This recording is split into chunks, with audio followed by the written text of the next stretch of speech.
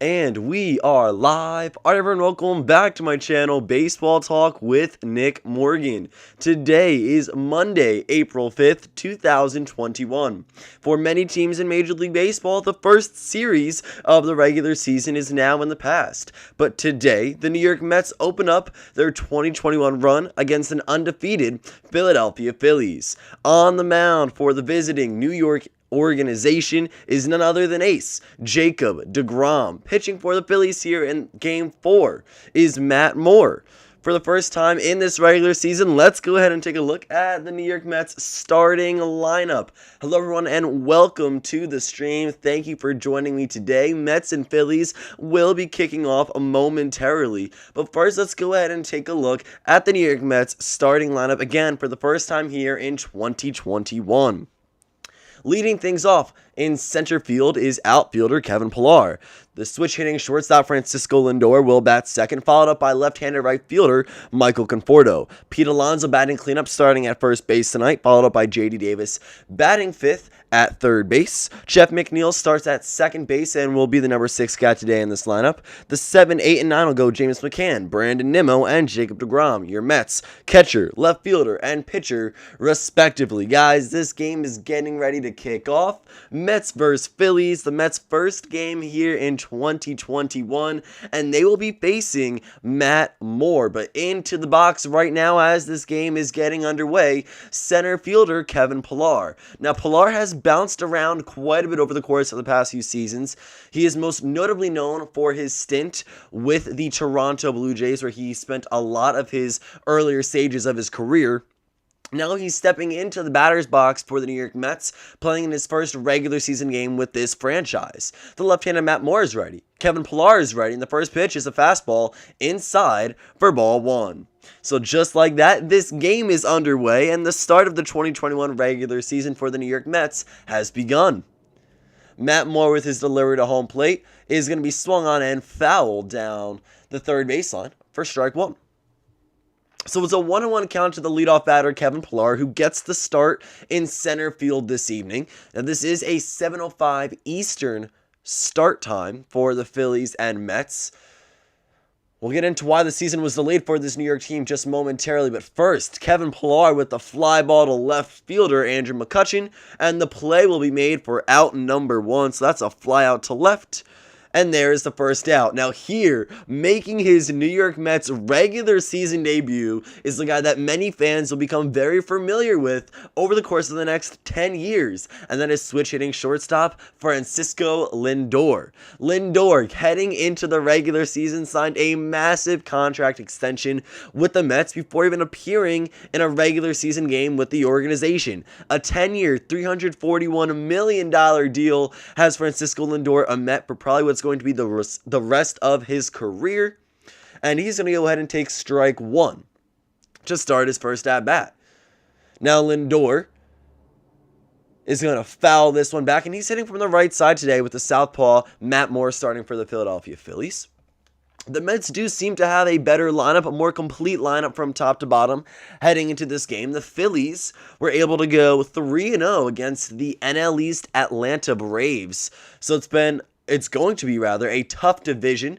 The Mets, Phillies, Braves, and Nationals, and Francisco Lindor gets rung up looking, so he'll go down on 3 strikes. And that will end it for his first at-bat here in a Mets uniform. So strike looking, the umpire did go ahead and punch him out. Looked a little inside, but Lindor will go down on strike 3 looking.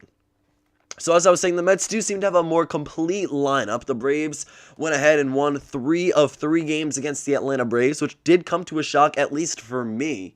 Now, the Braves and Mets seem to be the 2 favorites in the division, as Michael Conforto sees a strike. So the Braves did go down 0-3 against the Phillies, and Philadelphia is one of only 3 teams who have gone undefeated and have already played games in the season. So I am watching this New York Mets Philadelphia Phillies game on SNY right now. You guys can tune in there or just listen to my full audio commentary here on YouTube. Thank you to everyone who has joined me so far and who is going to continue to join. I appreciate you guys taking the time out and hope you enjoy the live stream. This is our second live commentary and coverage of the 2021 regular season. Matt Moore goes upstairs with it, but does not get the call, so Conforto will still be down in the count 1-2. Kevin Pillar flew out to left. Francisco Lindor went down looking, and Conforto up in the box now. Pitch number 10 from Matt Moore is a breaking ball down and away. That will miss the zone and even the count up at 2 apiece. Pete Alonso, the polar bear, is standing on deck. And the 2-2. Just above the belt at 94 miles per hour, but it will go full. So from a 2-2 count to 3-2, Michael Conforto now is set up to have a very good chance to get on base. Ramuto setting up outside, and that will do it. A swing and miss from Michael Conforto ends the inning. A clean 1-2-3 inning from the Phillies' number 4 string starter. 2 strikeouts and a flyout, 1-2-3. No hits, no runs, no man left on base for the New York Mets. Let's head to the bottom of the first. So it's the New York Mets versus Philadelphia Phillies, a matchup we will see 18 more times throughout the course of this regular season. Now again, going back to the division, how things currently stand, the Phillies have the NL East title just 3 games into the regular season. They sit 3-0. Miami is 1-2 on the early year. The Mets and Nationals both at 0-0, at least entering today. And the Braves fall 5th with a 0-3 win-loss record. Now, going back to that Mets and Nats stat, there was a COVID delay to start the season on the Washington Nationals. Now, the Mets and Nats were set to open the year on April 1st, much like every other team. And, of course, the only other exception would be Baltimore and Boston, who got rained out. That game has already been played, though. So the Nationals and Mets, they were supposed to start April 1st, just like everyone else. There were some positive tests within the Washington organization, which actually pushed back opening day. It would later go ahead and postpone the entire series. And right now there are 11 players in quarantine for the Washington Nationals, 4 of which have tested positive for COVID-19, and 7 who have close contact with either those 4 players or someone else. So 11 players in quarantine, 4 tested positive, but luckily none of them include Max Scherzer, Steven Strasburg, or Juan Soto. So if you're looking to see the Washington Nationals start their first game of the regular season, Scherzer and Soto will be there. Of course, Steven Strasburg is a number 2 or 3 guy in the rotation, so he will not be playing necessarily on opening day for the Nationals, but Scherzer will get the ball. Juan Soto will be in that lineup come opening day, which is actually for the Washington Nationals tomorrow, April 6th. Now back to this game, the New York Mets and Philadelphia Phillies. Jacob deGrom takes the mound here for New York. He, I believe, is getting his 3rd consecutive opening day start, and he is going to take on this Philadelphia Phillies lineup. Leading off in left field, right-handed hitter Andrew McCutchen. Rhys Hoskins will bat second, starting at first base, followed up by the right fielder Bryce Harper. JT Realmuto, picking up his duties behind the plate, will bat cleanup, followed up by Alec Boehm, the third baseman, batting 5th. Didi Gregorius, Gene Segura, Adam Hazley will be 6, 7, and 8 at shortstop, second base, and center field respectively, followed up by Matt Moore, the starting pitcher tonight for Philadelphia. Jacob deGrom is ready. Andrew McCutchen is ready, and the first pitch is going to be a fastball at 99 miles per hour for call strike 1. Now, Jacob deGrom is arguably the best pitcher in Major League Baseball. If you were to ask my opinion, that would be the answer I give you. Jacob deGrom, I do think, is the best on the mound as a starting pitcher, at least going into 2021. It's his fastball also at 99 will miss upstairs for ball 1. deGrom won back-to-back Cy Youngs, almost made it 3 years in a row. He won in 18, in 19, but not quite 2020. Maybe he could pick up where he left off in that last 162-game regular season and win another Cy Young here. Let's go, Mets. Yep, here we go. It's the bottom of the first. Jacob deGrom is ahead in the count 1-2 to Andrew McCutchen. And the payoff pitch, McCann sets up outside, fastball at triple digits, 100 miles per hour, but below the knees for ball number 2. Now, this battery looks a little new for New York Mets fans as James McCann is behind the plate. He is the new starting catcher for the New York Mets, came in on a 4-year, $40 million contract this offseason. And DeGrom registers his first strikeout of the regular season. Andrew McCutchen will go down swinging. And that is out number 1. So there we go. Jacob DeGrom. He's going to have a lot more of those as the season continues. But there's his first strikeout of the ballgame. It comes to the first batter here for Philadelphia.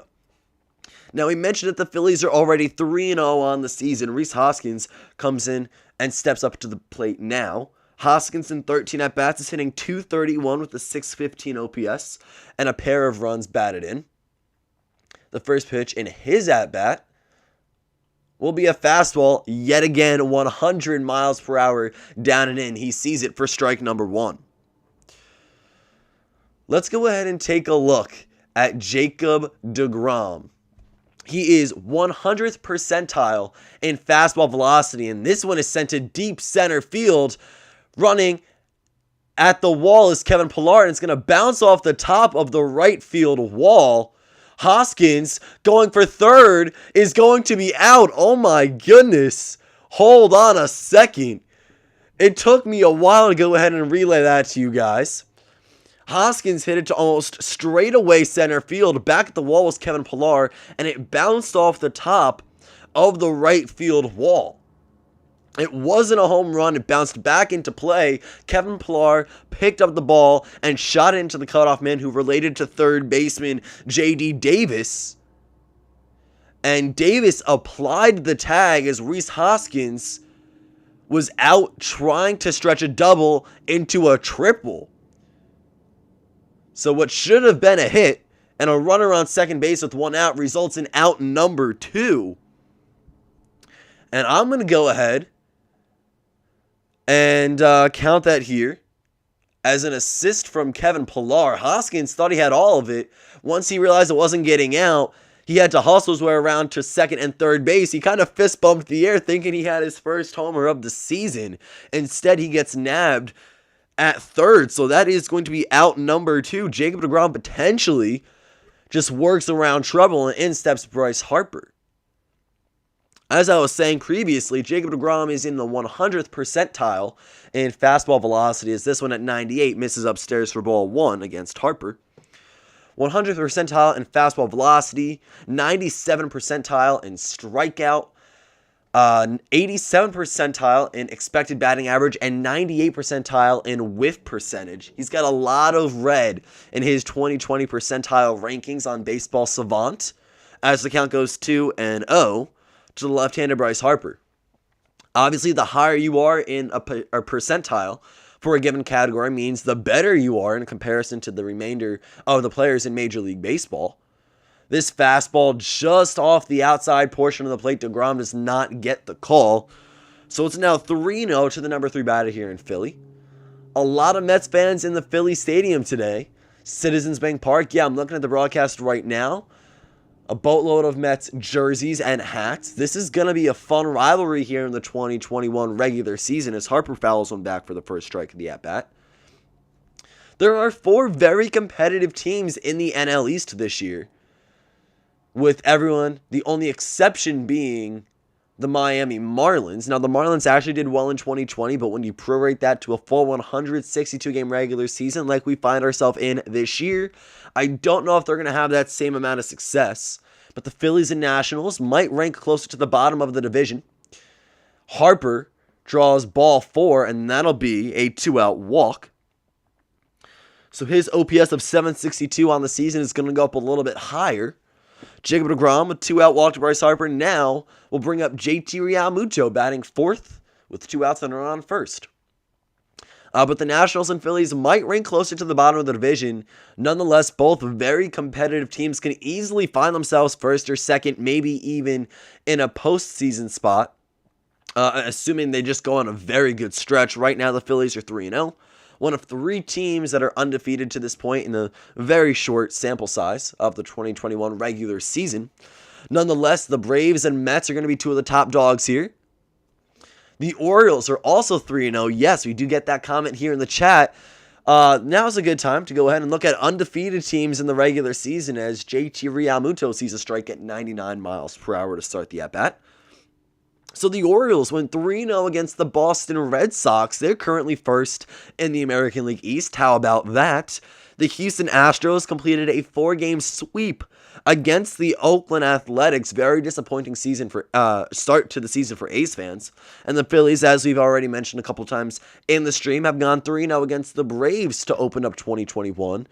They look to continue that flawless streak against the Mets here in what is New York's first game of the regular season. The count is 1-1 to JT Realmuto. We are in the bottom of the first. Bryce Harper is on first, and there are 2 away. DeGrom at 14 pitches so far in the inning has 1 strikeout. Going back to that Rhys Hoskins double that turned into out number 2 as he tried to stretch it into 3 bases. That actually went from Kevin Pillar as he got the ball off the wall to Jeff McNeil, who was the second baseman tonight for the New York Mets, to JD Davis. So an 8-4-5 play right there to go ahead and retire the second out of this game for the Philadelphia Phillies offensively. Again, 8-4-5 in the scorebooks. Realmuto down 1-2 in the count, and he will call timeout as DeGrom is halfway through his delivery. So 1-2 to the Phillies backstop.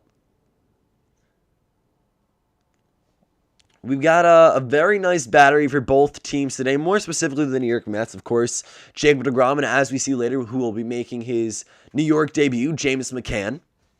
He already has behind the plate. JT Realmuto, of course, is the starting catcher for the Philadelphia Phillies. He re-signed with the organization this winter.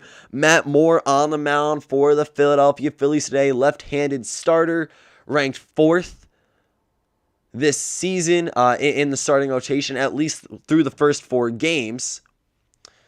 And that is going to be strike number 3 to JT Realmuto, and the inning will come to a close. He struck out swinging. Bryce Harper actually took off for second base, but it will not matter. So 2 strikeouts for Jacob deGrom on the inning. 1 hit, no runs. 1 man left on base. Going back to that 8-4-5 in the outfield, it wasn't quite a double play. So what happened? Rhys Hoskins hit a ball off the top of the wall in right center field. Kevin Pillar got to it, threw it into Jeff McNeil, who is the second baseman.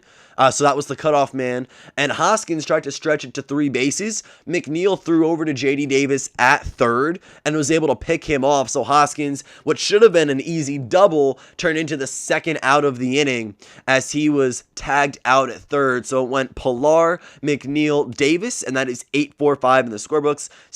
Center field, second base, third base. So that is what happened there. Definitely an interesting start to the game offensively for the Philadelphia Phillies. deGrom strikes out 2 through the first 4 batters he will face. Now, for the New York Mets, who went down in order the first time around to open up this ball game, it's going to be the 4, 5, and 6 batters: Pete Alonso, J.D. Davis, and Jeff McNeil. McNeil, who we were just talking about, he was a part of that 8-4-5 play in the bottom of the first. The Mets want to look to get on board early on here. The Phillies have had some success offensively. The Atlanta Braves, the lineup, didn't do all too well in the first 3 games of the regular season. But if you look at the Philadelphia Phillies pitching, Zach Wheeler is their number 2 guy, former New York Met. Aaron Nola, Zach Eflin pitched the last game that Philly played heading into tonight. And now we go to Matt Moore, who Moore's actually bounced around quite a bit his time in Major League Baseball. He's a 31-year-old left-handed pitcher, standing 6'3", 210 pounds. Drafted in the 8th round, 245th overall back in the 2007 draft, actually chosen by the Tampa Bay Devil Rays. He starts the at-bat to Pete Alonso with a foul ball, good for strike number 1. Moore did not pitch in the 2020 regular season. In 2019, he pitched in 2 games with a 0 ERA, 10 innings pitched, 9 strikeouts, and a 0.40 whip. This one will run inside for ball 1, and the count is even to Pete Alonso. So it was a relay from center field to third and a tag. Yeah, so center field to second base to third base. That goes Pillar, McNeil, and Davis. Now this pitch on the inside portion of the plate, not even on the inside portion, just a little bit inside, off the strike zone, but the home plate umpire deems it strike number 2 anyway to first baseman Pete Alonso. Now that's the third or fourth time already early on in the game the umpire has given the benefit of the doubt to the hurler, as he is calling slightly off the plate inside to what is right-handed batters. So again, Matt Moore, 2 games in 2019, 10 innings, and no earned runs. In 2018, which is his last full season, 39 games pitched, a 3-8 win-loss record, 6.79 ERA, 86 strikeouts, and in 102 innings with a 1.66 whip. Now Moore has played with the Rays, the Giants, the Rays again, Texas Rangers, the Detroit Tigers, and now the Philadelphia Phillies. So again, it's Rays, Giants, Rangers, Tigers, and now Philadelphia. He's in a 2-2 count to first baseman Pete Alonso here to lead off the top of the second. And the payoff pitch is going to be swung on and missed as he takes a little bit off of it. 89 miles per hour up in the zone. And that is his third strikeout of the ball game in just 4 batters. Go ahead and take a look at Matt Moore, what he's working with on the mound. He's got a 4-pitch mix consisting of a 4-seam fastball, which is his predominant pitch, his primary pitch. Then you have the cutter, curveball, and changeup. The changeup he uses least often out of the 4. The cutter, the curveball, very similar in use percentage. That fastball, though, is going to come in at around 56% of the time. That is his primary out of the arsenal. Here is J.D. Davis of the New York Mets. He will swing and miss for strike 1 for his first at-bat of the regular season. The Mets have shown very little resistance so far, but it is very early on. Only 4 batters here in the top of the second. And it's their first game of the regular season.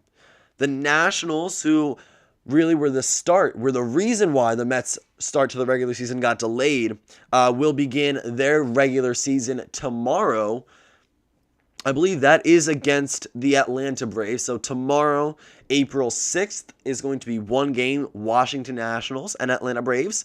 And then the following day, Wednesday the 7th, will be a doubleheader. Now that doubleheader will be 2 7-inning games. That 7-inning doubleheader rule started back in 2020, the abbreviated season.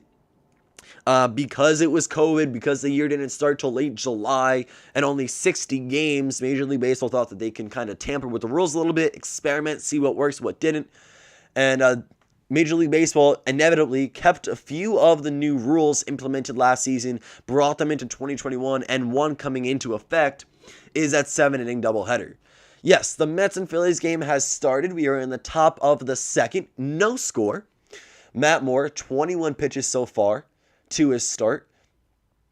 And a fastball inside to J.D. Davis will make it 2-2. 2 balls, 2 strikes. No one on base yet for the New York Mets this game. So Moore, again, that 4-seam cutter, curveball, and changeup mix. He will get J.D. Davis to foul tip it into the glove of J.T. Realmuto for another strikeout, making a pair of Ks looking and a pair of Ks swinging so far for Matt Moore. He's looked untouchable almost through 5 batters. Again, very small sample size. 4 strikeouts, 5 batters faced. Kevin Pillar, the only one who has made contact in fair play. He flew out to left field to begin the ball game. So here in the top of the second, it's been a fairly fast-paced game so far. In steps Jeff McNeil, the flying squirrel. He's going to dribble this to the left side of the infield. Shortstop Didi Gregorius is there and will make the throw over for out number 3. So a 6-3 put out to end the inning. No hits, no runs, no man left on base for the New York Mets. We head to the home half of the second frame. Alec Boehm, Didi Gregorius, and Gene Segura will step into the batter's box at some point here in the bottom of the second for the Philadelphia Phillies. Now, if you are just joining us, there was a awkward play in the first inning. Awkward, necessarily not the word to describe it there, but there was an unusual play. That's it right there in center field. by Rhys Hoskins. Now, he hit one off the top of the center field wall in what is just about right center there at Citizens Bank Ballpark. Kevin Pillar was able to come up with it, not in the air, obviously. He did not make the catch, but it kind of bounced over to him a little bit. He picked it up and threw it into the cutoff man, Jeff McNeil. Now, Hoskins tried to stretch it to 3 bases, so Pillar threw it to McNeil. McNeil would go ahead and throw it over to third baseman J.D. Davis, who successfully applied the tag in time to record the out. So it could have been a 1-out double for Rhys Hoskins, giving the Phillies a guy in scoring position earlier on. Resulted in out number 2. Bryce Harper would then reach base via a walk, but then JT Realmuto would strike out to end the inning. Jacob deGrom, through 1 inning of work so far, 2 strikeouts and 1 hit with 1 walk. So again, it's going to be Alec Bohm, Didi Gregorius, and Jean Segura for the Philadelphia Phillies here in the second frame. Now, Alec Bohm made his Major League Baseball debut last season with the Philadelphia Phillies here in the small sample size of 10 at-bats in 2021. Bohm has a .200 batting average with 2 runs batted in, 1 stolen base, and a .508 on-base plus slugging.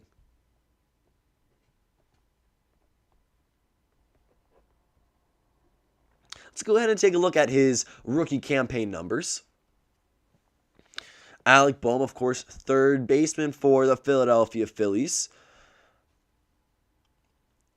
He's 24 years old, and in 2020 hit .338 through 160 at-bats with 4 homers, 23 runs batted in, and 1 stolen base. .338 average, 400 on base percentage, and an .881 OPS. He is 2 for 10 to start the season here. And his first at-bat against Jacob deGrom will open with a fastball below the knees for ball 1.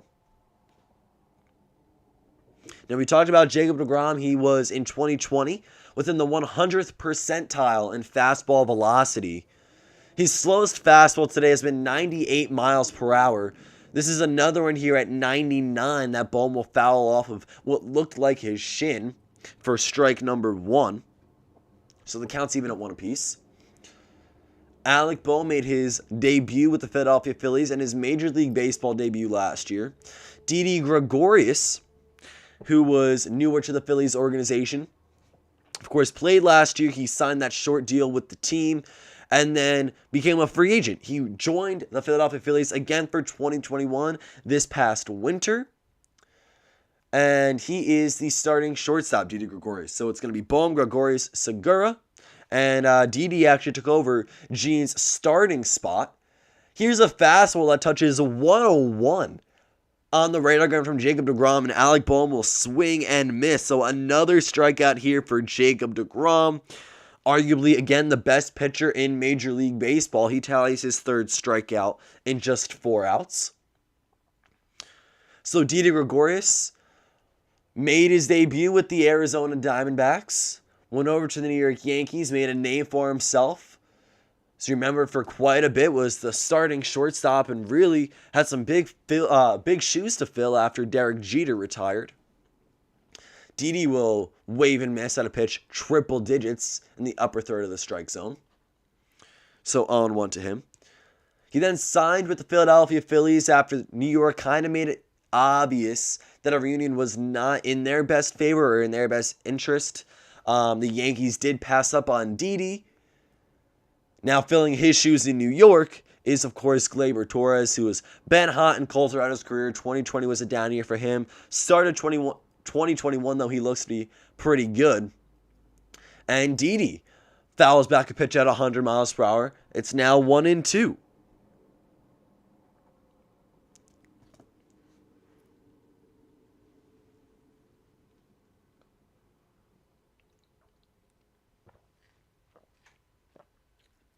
Jacob deGrom's average fastball velocity last season was 98.6. And Gregorius will loop one into left field. Brandon Nimmo dives, and it does fall out of his glove.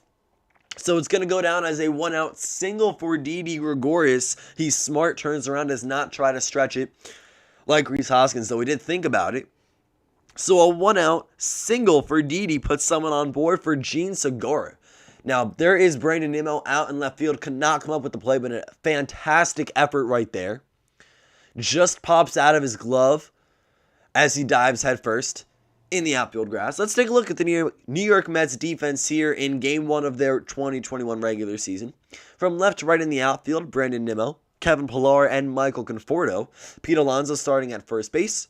J.D. Davis at third. Your middle infield is Francisco Lindor and Jeff McNeil, with the battery being Jacob deGrom and James McCann behind the plate.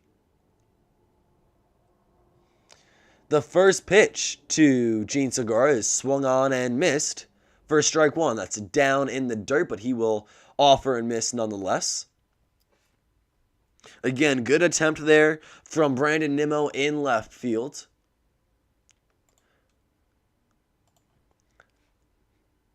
"25 pitches for Jacob deGrom through 1 1/3 innings.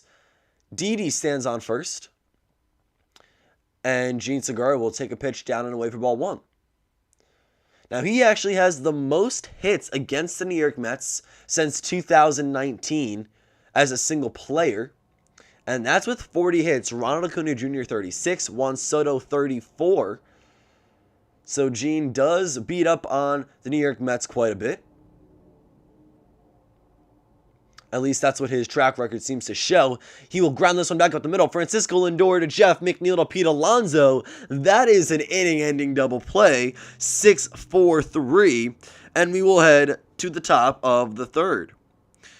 So deGrom escapes that one hit with an inning-ending double play. Gene Segura hits it right back up to Francisco Lindor, his first defensive opportunity in the regular season with the New York Mets. Again, Mets fans, that is your starting shortstop for this year and 10 years after. Francisco Lindor, your starting shortstop. One hit, no runs, no men left on base for the Philadelphia Phillies. We already head to the top of the third. Now again, it's been a very quick-paced game early on. Matt Moore and Jacob deGrom dominating early on the mound. Here in the visiting half of the third, it's going to be James McCann and Brandon Nimmo as the 7 and 8 batters. And also with the DH eliminated here in 2021 and pitchers having to hit, Jacob deGrom will come up and he will bat ninth. So that's the third at-bat of this inning. It'll go James McCann, Brandon Nimmo, Jacob deGrom. Do I want the Mets to win? Well, I do like both of these teams. I have a lot of fond memories at Citizens Bank Park, at Citi Field. The Mets and the Yankees are two of my favorite teams. I know that kind of contradicts itself right there. A bit of an oxymoron saying that both New York teams are some of my favorite in Major League Baseball. The New York Yankees are my number one, my top favorite team. But then I do root for the New York Mets as well as the Toronto Blue Jays. Again, really weird selection of favorite teams for me. They all have their own individual stories as to why I like them, why I follow them. I do like the New York Mets. I think in this case, I would like to see them win over the Philadelphia Phillies for a couple of different reasons. One of them being it is their first game of the regular season. Jacob deGrom, I think, is one of the best pitchers in the game. Not I think. I believe he is the best pitcher in the game, at least here in 2021. But he's allowed 2 hits, no earned runs. Matt Moore, on the other hand, no hits, no runs, and he will return to the mound here in the top of the third. So, do I want the Mets to win? This doesn't really make a whole big difference if they win or lose to me. I would like to see them come out on top here over the Philadelphia Phillies, but if not the case, it won't be the end of the world personally. Although I do have Jacob deGrom on my fantasy baseball team, so him picking up the win would really be helpful in week 1. But looking back at Matt Moore here, 4 strikeouts. He's faced 6 batters, and the first pitch to James McCann. This is his first at-bat as a New York Met, in a game that matters at least. That's off the plate, but deemed a strike by the home plate umpire. Not that it was crazy outside, but on the K-zone, if you're watching the televised game, it didn't fall within the typical strike zone. The umpire has been a little lenient early on, both inside and outside, working the east and west corners a little bit, helping out the pitchers. At least he's consistent in that sense where he's not calling it. It's not one-sided. But pitchers are definitely getting inside and outside pitches their way that maybe wouldn't be the case with a more precise and more accurate guy calling balls and strikes. James McCann now falls into an 0-2 count as he fouls one back. He does a little bit better versus lefties when it comes to batting average. But if you're looking at solidified numbers, more RBIs, a little more success production-wise against right-handed pitching, Dylan Moore falls within the southpaw category. He's a left-handed starter. Let's go ahead and look at the Philadelphia Phillies defense here in their fourth game of the regular season. Alec Bohm and Didi Gregorius make up your left side of the infield with Gene Segura at second and Rhys Hoskins at first. From left to right in the outfield, Andrew McCutchen, Adam Haseley, I don't know if I'm saying that right, and then Bryce Harper out there in right field. Behind the plate, JT Realmuto, Matt Moore, showing that he's going to be a good number 4 starter, at least based off of the very small sample size to start this game, is on the mound. Going on 30 pitches here, James McCann still in an 0-2 count as he fouls another one back. So if we look at the Philadelphia Phillies, their starting pitching, you of course have their ace Aaron Nola, shutout, one of the best guys in the National League when it comes to pitching and when it comes to arms. One of the best pitchers in the game, maybe not necessarily top 10, but he's definitely in the conversation a little bit thereafter. So Aaron Nola is their ace. Zach Wheeler, former New York Met, number 2. Zach Eflin had a good game against the Braves the other day. He's their third string guy in the rotation, and now we have, of course, Matt Moore at 4th. James McCann will ground this one back up the middle, but Gene Segura is there to stop the ball from getting to the outfield, and he will make the throw over to Rhys Hoskins for out number 1 of the inning. That is a 4-3 ground out, and we now go to Brandon Nimmo, who defensively will start this game out in left field. He is batting 8th, Jacob deGrom now on deck. If we look at someone not in the lineup today for the New York Mets, their opening day, it is first baseman and outfielder Dominic Smith. Now another left-handed batter. He does have some pop, really proved to be a solid offensive performer in the 2020 regular season. That almost showed a glimpse of what he is capable of when he hits his ceiling. But he has not really played a full season with the New York Mets to the extent where it's been a consistent starting role. When Pete Alonso was not playing, Dominic Smith is easily the backup first baseman. And going into this year, I wasn't sure how the Mets were going to go ahead and arrange their outfield. They picked up Kevin Pillar for center field. They also added Albert Almora Jr. Both are more defensive insurance pieces than they are offensive guys. And it's 2-1 to Nimmo here. But again, they added Pillar and Almora Jr. Defensively for the outfield, they already had Brandon Nimmo, Michael Conforto. They could not yet reach a contract extension with. But then Dominic Smith, I do think, is going to be a guy who gets frequent starting time with this team. Maybe they alternate between Nimmo and Smith in left field as the count goes 3-1 to Brandon. Either way, a strong bench bat if and when needed. Also, to take into account, the designated hitter is gone. We talked about that just briefly earlier on. Jacob deGrom will come in to hit in just moments as Brandon Nimmo works a walk and sprints down to the first base bag. So that's New York Mets' first base runner of the game. But you do have pitchers coming in to hit now. So you're going to have pinch hitters, maybe some pinch runners here and there. And Dominic Smith will prove to be a good guy off the bench. Again, when it is if or when needed. In 183 career games, Jacob deGrom has a 189 batting average with 3 home runs and 23 RBIs. He steps into the box now for the first time since 2019. Shows bunt, pulls back, but it's a called strike anyway. 0-1 to Jacob deGrom. And that will begin his first at-bat as a hitter. So third baseman Alec Bohm is in on the infield grass. He's trying to protect for that bunt just in case that would advance the speedy Brandon Nimmo to second. Again, deGrom shows bunt and pulls back on a fastball right down the middle knee high. Almost a really great pitch to bunt on. But he does pull back anyway. 0-2. Now the universal DH is something that a lot of people have been arguing, especially as of late. If you're kind of keeping tabs with other teams, especially in spring training. You would know Zach Gallen went on the injured list because of time he was taking in the batter's box. Gallen made his Major League Baseball debut with the Diamondbacks last season, is from New Jersey, and is really the D-backs ace. Did well in 2020, was expected to do some great things in his first full season in Major League Baseball, and he's going to start the year, I think it's on the 10-day IL, as DeGrom pokes this one back up to Matt Moore. Matt Moore cannot pick it up cleanly. It looks like it bounces off his glove right there. Brandon Nimmo will advance to second, and Jacob deGrom will make it to first safely. So I think that's going to go down as a hit for Jacob deGrom. We get a better look here. A little dribbler right back up to Moore. It kind of bounces up in his glove and then out of the glove. By the time he recovers, gets back to the ground, he will not get to the ball in time. So Nimmo makes it to second.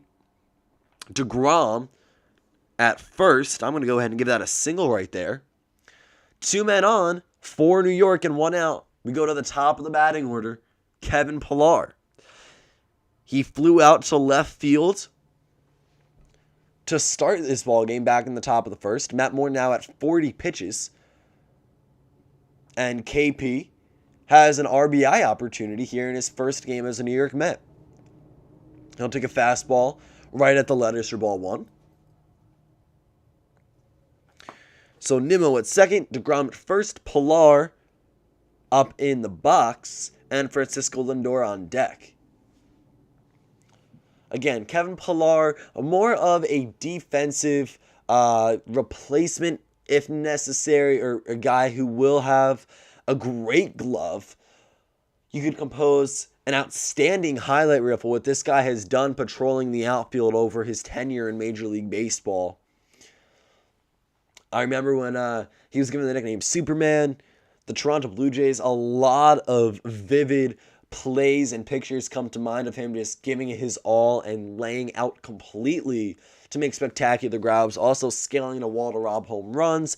He has a phenomenal glove out there in center field with occasional pop in his bat. He will still produce offensively, not to the same extent as a guy like Michael Conforto will when you're looking at other outfielders in the Mets organization, but he'll still get hits. He'll still be a very valuable piece, especially on the defensive side of the baseball, but he is batting leadoff here for the Mets in Game 1 of 2021. Kevin works his way to a 2-1 count. Again, Francisco Lindor is on deck, could come up with multiple guys in scoring position, at the least on base, and Pillar will pop this one up. It is going to be just to the right of the first base foul line, but there is Rhys Hoskins to make the grab and squeeze it for out number 2. So pop up in foul territory to the first baseman will be the second out here in the top of the third. The New York Mets now shift their focus to Francisco Lindor, who is going to be a Met for 10 years after the conclusion of 2021. If you're unfamiliar, you don't necessarily know how Lindor became a Met. The last time you were watching baseball, he was a part of the Cleveland Indians. Let me catch you up to speed really quick. Francisco Lindor and his teammate Carlos Carrasco, starting pitcher formerly of the Cleveland Indians, were both traded to the New York Mets for shortstops Ahmed Rosario, Andres Gimenez, and a few prospects. A curveball up and away goes Francisco Lindor's way, and it's going to be a ball to start the at-bat. But Carrasco and Lindor were traded to the New York Mets for the pair of shortstops and some younger talent. And after this season, Lindor was going to become a free agent, essentially would have been a 1-year rental in exchange for Rosario, Gimenez, and those few other guys. But instead, Steve Cohen broke out the checkbook yet again. Not for the first time since he became the owner back in November, December of 2020. But Steve Cohen came in, finalized a deal worth 10 years, $341 million. That, of course, came after the huge Fernando Tatis Jr. extension. And Lindor will swing and miss on a pitch considerably inside. The count goes 2-1. So here we are. Lindor, in 3 straight seasons, has 40-plus doubles and 30-plus homers. That's from 2017 to 2019. He's a very valuable piece, one of the best defensive shortstops in the game, a top 2 if not top 1 overall shortstop in Major League Baseball right now. Also in the conversation is Trevor Story of the Colorado Rockies. But if Lindor was to not sign this extension with the New York Mets, he would be one of many top-tier talent at that shortstop category. When it comes to free agents, following the conclusion of 2021, you have guys like Javi Baez, Carlos Correa, Trevor Story, and Corey Seager. Those are 4 shortstop free agents. Once this year comes to a close, Lindor would have also been in that mix again if it wasn't for his big extension with the Mets. Now, this one is going to be sent down the left field line, but foul. The count will move to full to Francisco Lindor, who struck out looking his first time around. Runners on first and second, that is DeGrom and Nimmo respectively, 2 away. And Matt Moore looks to retire Lindor and the inning on pitch number 50. Let's see what he does. It's going to be a big first hit for Lindor in a Mets uniform. The 3-2 payoff pitch is inside. Lindor will send it down the left field line again, but way foul. The count remains full. Matt Moore yet to record a strikeout here in this inning, but 4 previously, 2 in the first and second inning.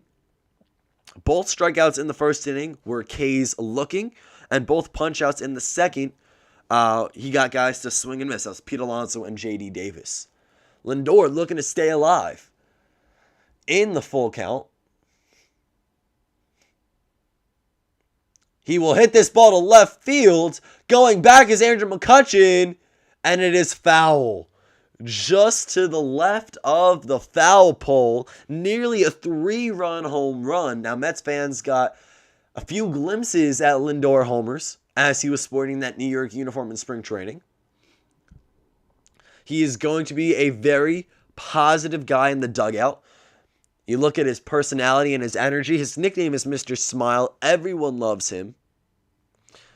And he is just one of the best to do it currently at shortstop on both sides of the baseball. Now, Matt Moore has thrown 12 pitches in each of the first and second innings.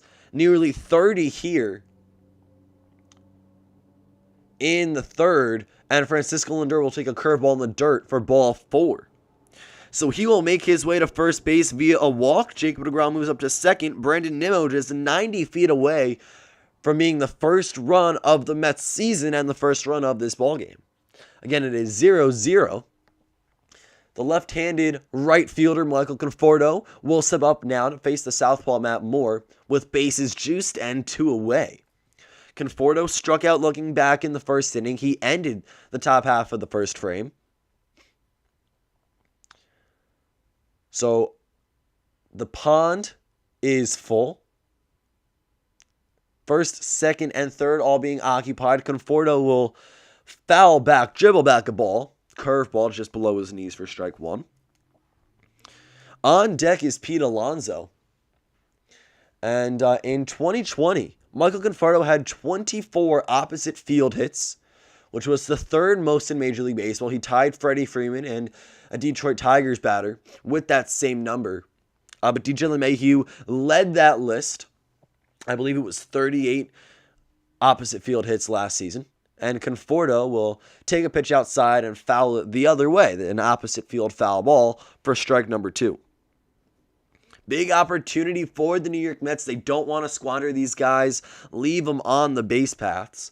Coming into this game, undefeated in the 2021 regular season for the New York Mets. It's their first game of the regular season, and they want to start it off with a bang. Of course, get in that win column early on. Conforto in the 0-2. Will send this one to second baseman Gene Segura, who goes the easy way and sends it to first baseman Rhys Hoskins. A 4-3 ground out to end the inning. A bit of a disappointing end to that frame for the New York Mets offensively, as they had 1 hit, no runs, and 3 men left on base. Jacob deGrom actually with the first hit of the ball game for the New York Mets. I wish that counted towards my fantasy baseball stats, but unfortunately it's hits that he gives up and runs that he gives up, not hits that he gets himself. Nonetheless here, Jacob deGrom will go to the bottom of the third He's done a great job on the mound so far, but that is to be expected when it comes to this guy and a pitcher of his caliber. He's struck out 3 of the first 6 batters he's seen in the regular season, only allowing 2 hits and no earned runs. So we go to the third. It's going to be Adam Hazley, center fielder for the Philadelphia Phillies, followed up by Matt Moore, and then the top of the order, Andrew McCutchen will bat third.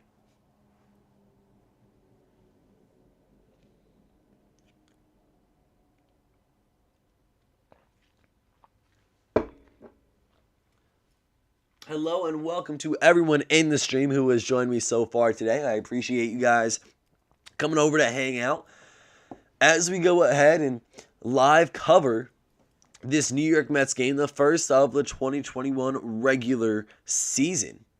Mets and Phillies should make for a fun rivalry in 2021. Again, a very competitive NL East division. If we go ahead and take a look at other scores around Major League Baseball, the Yankees lead the Baltimore Orioles 1-0. Aaron Judge, with his first home run of the season, he sent it to right field off of Jorge Lopez of the Baltimore Orioles. It's a 1-0 ball game in New York's favor. That's the bottom of the 5th. Other scores around the league, the Blue Jays beat the Texas Rangers 6-2, and Toronto advances to 3-1 on the year. The Mets and Phillies, as we know, are scoreless through 2.5 innings. The Pirates lead the Reds 2-1 in the top of the 4th. The Marlins trail the Cardinals 0-3. The Red Sox lead the Tampa Bay Rays 1-0. Brewers and Cubs tied at 0. Astros and Angels have yet to start. Dodgers and Athletics have a 9:40 Eastern time beginning. The Giants and Padres will throw off for the first pitch at 10:10 Eastern. So will the White Sox and Mariners. And the Twins and Tigers finished in a 15-6 win for Minnesota. They're also 3-1 on the year. The Royals beat the Indians 3-0. And the Braves and Nationals are postponed again for the same reason. The Mets game is an opener to start this year today. The Nationals' start to the regular season got delayed because of COVID-19. And because they're supposed to start against the New York Mets, the Mets did not play their first 3 scheduled games of the year. Now, here they are making their first appearance of the regular season. Mets and Braves will kick off tomorrow. Nationals and Braves will kick off tomorrow for the first game of Washington's 162-game year. And it is 1-1 to center fielder Adam Hazley of the Philadelphia Phillies. And again, I don't know if I'm pronouncing that name right, so I do apologize if I'm incorrect with that last name pronunciation. The fastball misses well north of the strike zone, 2-1, but it will hit 99 yet again out of the right arm of Jacob deGrom. Now, Adam, in 5 at-bats this season, has a .400 batting average with an .800 OPS. No home runs, no RBIs, no stolen bases. This is another fastball upstairs yet again at 99 miles per hour. Count goes now 3-1. Pitcher Matt Moore is on deck for Philadelphia. Here is deGrom, who again won back-to-back Cy Young Awards in 2018 and 2019. Adam will foul this one back for strike 2. The count goes full, and in Jacob deGrom's first 7 seasons in Major League Baseball, a 2.61 ERA, and that's in a minimum of 1,000 innings pitched. We look at some of what he can do on the mound, and if that ERA doesn't say enough, let me rattle off some more numbers for you as Hazley sends one into the left field foul territory. Nimmo runs in but cannot make the catch. The count is still full. So Jacob deGrom in 2020 won 4, lost 2 in 12 total games with a 2.38 ERA in 68 innings. He struck out 104 batters. Now in the 2019 season, everyone's last full 162-game year, and also the most recent time he's won a Cy Young, a 2.43 ERA in 32 games, an 11-8 win-loss record, striking out 255 guys in 204 innings, recording a whip of 0.97. I mean, just straight filth from deGrom, ace of the New York Mets. Adam sends this one to left field, and under it is Brandon Nimmo, who makes the squeeze for out number 1. In his Major League Baseball career, Jacob deGrom, a 2.61 ERA, a 70-51 win-loss record in just less than 200 games, 183 games pitched. He's punched out 1,359 opposing batters in just under 1,170 innings. And his whip sits at 1.05 through his entire time in Major League Baseball. Now here is Matt Moore, so it's pitcher versus pitcher. 100 miles per hour, just ever so slightly inside, and it's actually going to go in Matt Moore's favor for ball one. deGrom then challenges him on the inner third. This is a called strike at 99 miles per hour. So the count goes even at 1 apiece.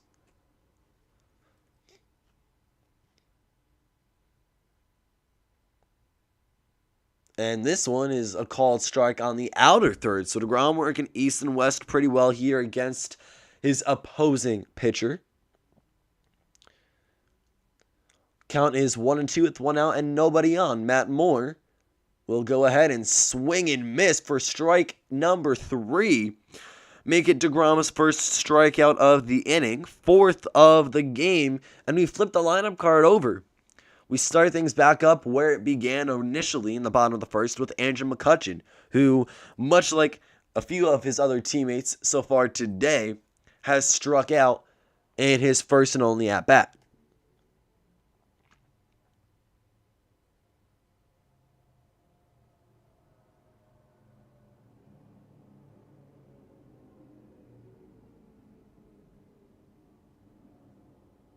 The first pitch to McCutchen is a called strike, 99.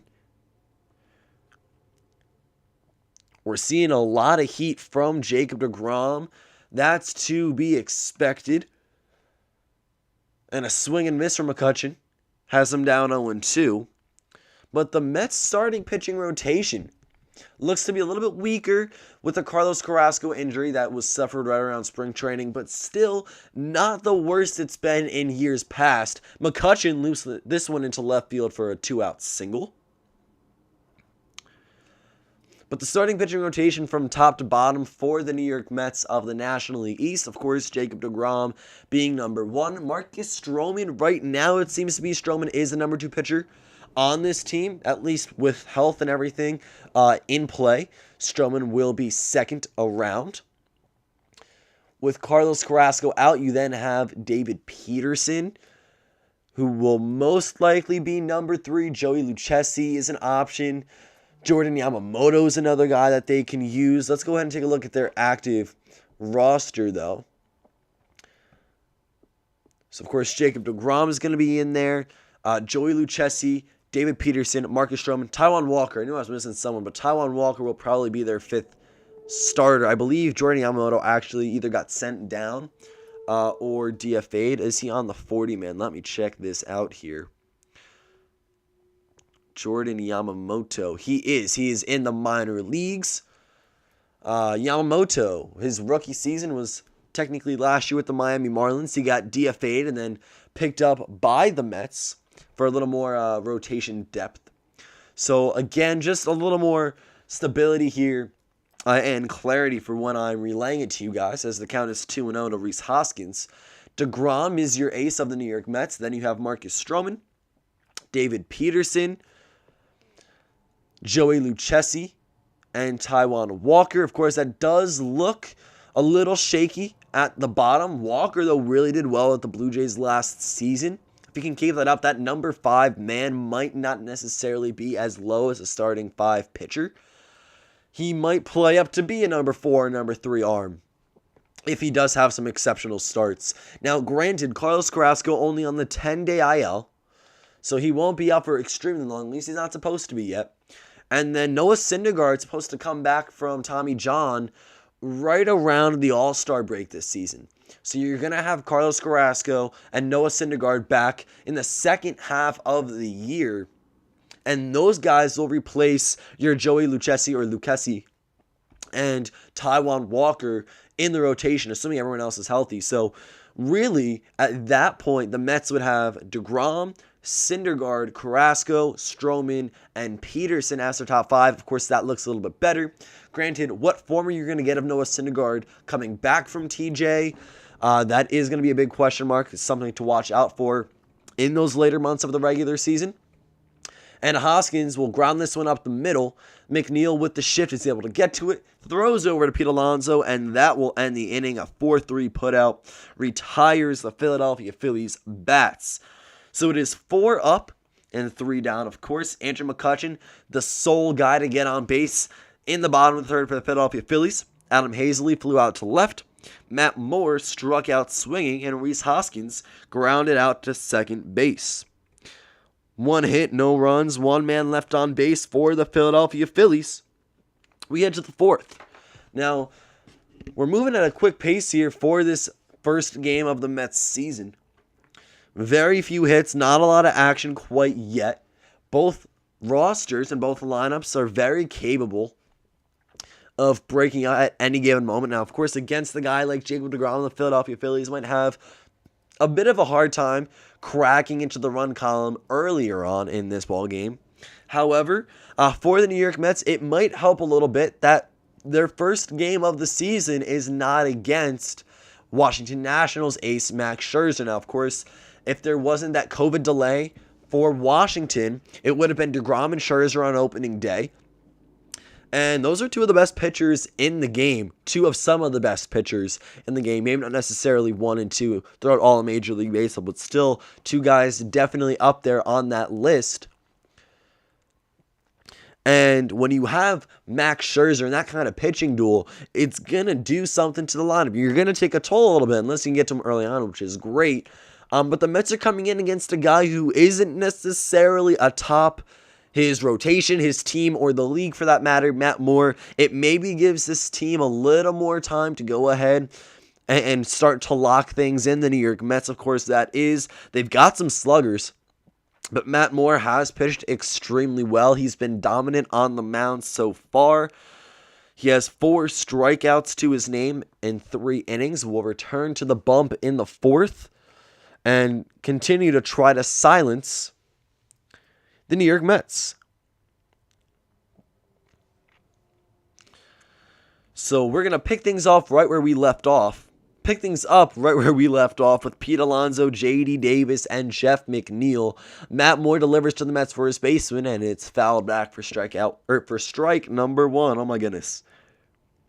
Alonso struck out swinging back in the 2nd. He is 0 for 1 to start the season. Of course, he had 53 home runs in his rookie campaign back in 2019. Broke Aaron Judge's record set in 2017 of 52. Alonso also won the home run derby. In the final round, it was Vlad Jr. and Pete Alonso, 2 rookies that season. And not saying it was out of the ordinary or it wasn't expected, but Pete Alonso did come back and walk it off in the home run derby. He beat Vlad Guerrero, who had a terrific run, hit some moonshots, but so did Polar Bear Pete. And he ended the night with the home run derby trophy and would then have a great run in his first year of Major League Baseball when it all came to an end. 2020, a bit of a struggle, but that came with a lot of players in the game.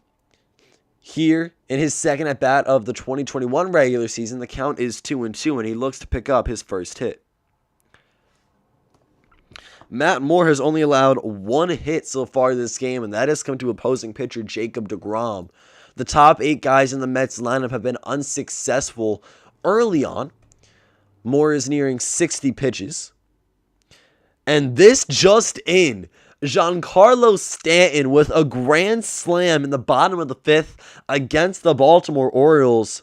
The Yankees take a 6-0 lead over their AL East opponents. Aaron Hicks, prior to that, walked, and because the bases were loaded, Gio Urshela scored, making it 2-0. So home runs from both Judge and Stanton in tonight's Yankees game. Let me tell you, as primarily a New York Yankees fan, those first 3 games of the season were really hard to watch as Pete Alonso works a full count walk and the Mets have a leadoff base runner. But it was hard to watch. I do love the Toronto Blue Jays. We talked about it briefly earlier on. My top 3 teams are the Yankees, Blue Jays, and Mets in no particular order, other than the Yankees being number 1. But the Yankees and Blue Jays fought things out the first 3 games of the regular season. And Toronto took the series 2-1 with the Yankees winning that middle game. Very lackluster offense from New York. Toronto came out swinging a little bit. Their back-end bullpen was surprisingly good. What should have had a lot of question marks heading into the season was a very strong aspect of their team against the New York Yankees in that series. So the Yankees are 1-2 on the year. They are poised to win their second game of the season and even out their win-loss record at .500. But hopefully, as a Yankees fan, again, I'm looking for that sweep against the Baltimore Orioles, which is very doable. Baltimore not supposed to be anything too spectacular here in 2021. And here is J.D. Davis batting 5th in the scorebook at position number 5 over at third base today. His count is 1-1 with Pete Alonso over there at first base. We are in the top of the 4th. We have a scoreless game on our hands. Matt Moore has still only allowed 1 hit and 3 walks. Davis takes an off-speed pitch inside. The count goes 2-1. So Pete Alonso at first, J.D. Davis up in the box, Jeff McNeil on deck, who hits for high average, big contact hitter, usually the top of the lineup, but now with Kevin Pillar, Francisco Lindor as your number 1 and 2, respectively. McNeil does find himself 6th. But that's good because he can potentially drive in some guys already on base once his time comes up. Or if there's no one on base, he can be the guy who kind of sparks a little of a rally in any given inning. Again, another guy who hits for contact, gets on base, will score runs for you. He'll drive in runs even from those top few spots in the lineup when he's up there. We have a 2-2 count to J.D. Davis. And he looks to stay alive or put the ball in play here against number 31 of the Philadelphia Phillies. Looping curveball at 78 outside and sent down the first base foul line. Count remains.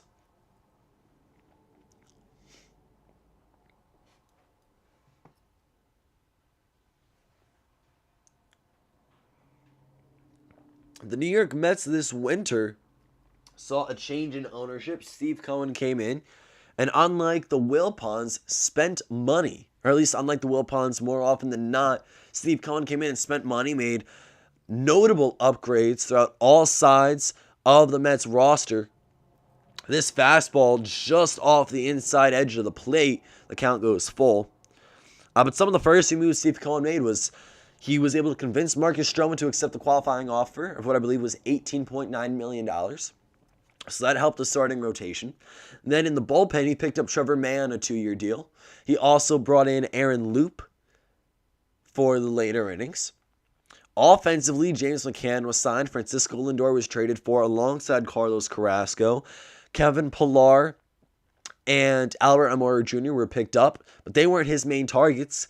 Of course, the Mets pursued 2020 National League Cy Young Trevor Bauer. They lost that race to the Los Angeles Dodgers. They were also supposedly and potentially in the mix for outfielder George Springer, who would inevitably sign with the Toronto Blue Jays on a 6-year, $150 million contract. So they were very much in the sweepstakes for a lot of big-name free agents, maybe even in the JT Realmuto hunt if they did not sign James McCann on that 4-year, $40 million deal. And J.D. Davis will also work a full count walk. So Matt Moore struggling to find the strike zone here in the top of the 4th. 69 pitches to his name in this start. Alonso makes his way to second. J.D. Davis now at first. And out comes the pitching coach for Philly. We'll see if Matt Moore remains in this game. It looks like he probably will. Just seems to be like a quick breather right here. Get Realmuto and his starting pitcher back on track. Jeff McNeil will step up with runners on first and second. He grounded out to shortstop back in the second inning. That would end the frame. He'd go 0 for 1, and that was the extent of his hitting opportunity so far here in this one. Yankees still lead the Orioles 6-0 in the fifth. And the pitching coach is still out there with Philadelphia. A few opportunities the Mets have had so far to score runs back in the second inning. Back in the third inning. Nope. Yep, back in the third inning. Sorry, I'm trying to read my scorebook here. Back in the third inning, Brandon Nimmo reached third base. Jacob deGrom was at second. And Francisco Lindor was at first. They had bases loaded, and Conforto would ground out to end the inning without scoring any runs. This time around, Jeff McNeil sends one to center field. Adam Hazley back at the wall. He will make the catch. I was going to say this time around, it's runners on first and second, no outs. Now first and third, no outs as Pete Alonso tags up on the fly ball from McNeil, and he advances to just 90 feet away. The flying squirrel misses a 3-run home run by a matter of 2 feet, an extra base hit by a matter of 1.5 feet. Very close right there to registering his first hit of the season. And you can see right there a big smile on his face when he realizes he was that close to getting a ball to leave the yard. So runners at the corners now for James McCann, who was still looking for his first hit as a New York Met. It could come in a big way, giving the team their first lead of the 2021 regular season. Alonso at third, Davis at first, 1 out, and the Mets catcher James McCann up in the box. Matt Moore at 70 pitches. We'll see how far the Phillies stretch him, and he will throw over to first, but not in time. Still looking to see that first pitch of the at-bat to James. Now, McCann was originally with Detroit Tigers as their catcher, then with the Chicago White Sox. He was initially the starting catcher out there with the White Sox, and then they would sign Yasmani Grandal, and McCann became their backup guy before hitting free agency. This is going to be an RBI single from the catcher. He sends it into left field.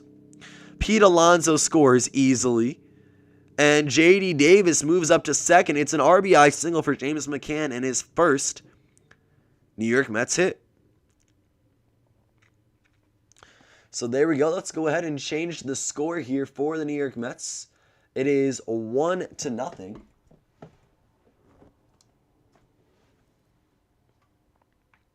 And that is our first run of the ball game.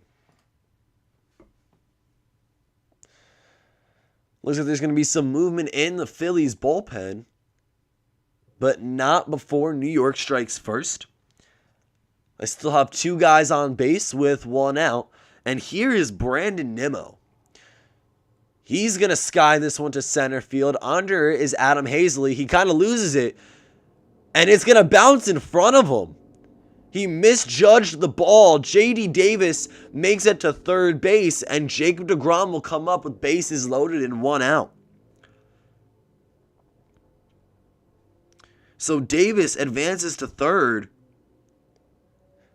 McCann to second. Nimmo with the single now. It looked like Adam Hazley, he took his first step back like many do in the outfield, but then he continued to backpedal a little bit. He misplayed the ball. I don't know if he lost it in the lights. It is a nighttime game. You have the LED lights shining on you in the outfield. But he took way too many steps backwards. By the time he realized it, he sprinted in towards home plate. He dove, but it would bounce in front of him. Davis would get to third safely. McCann over at second base. So now 2 guys in scoring position for Jacob deGrom, who's already 1 for 1 on the night. He had that little single that I'm counting a single. It might not necessarily have been in other people's scorebooks, but I do think it is going to be a base hit for him. Yeah, we're looking at the SNY broadcast now. He singled back in the third, and now he has got an RBI opportunity. Curveball up and in for called strike 1 by Dylan Moore. It's Moore to deGrom. And Jacob sends this one to left field. It's going to get down. Jacob deGrom with a pair of singles on the day and an RBI. J.D. Davis will come across the plate to score. And starting pitcher Jacob deGrom helps himself out a little bit with an RBI single. He really does it all at this point. The best pitcher in the game, a pair of base hits. He's got an RBI, make it 2-0 for the New York Mets.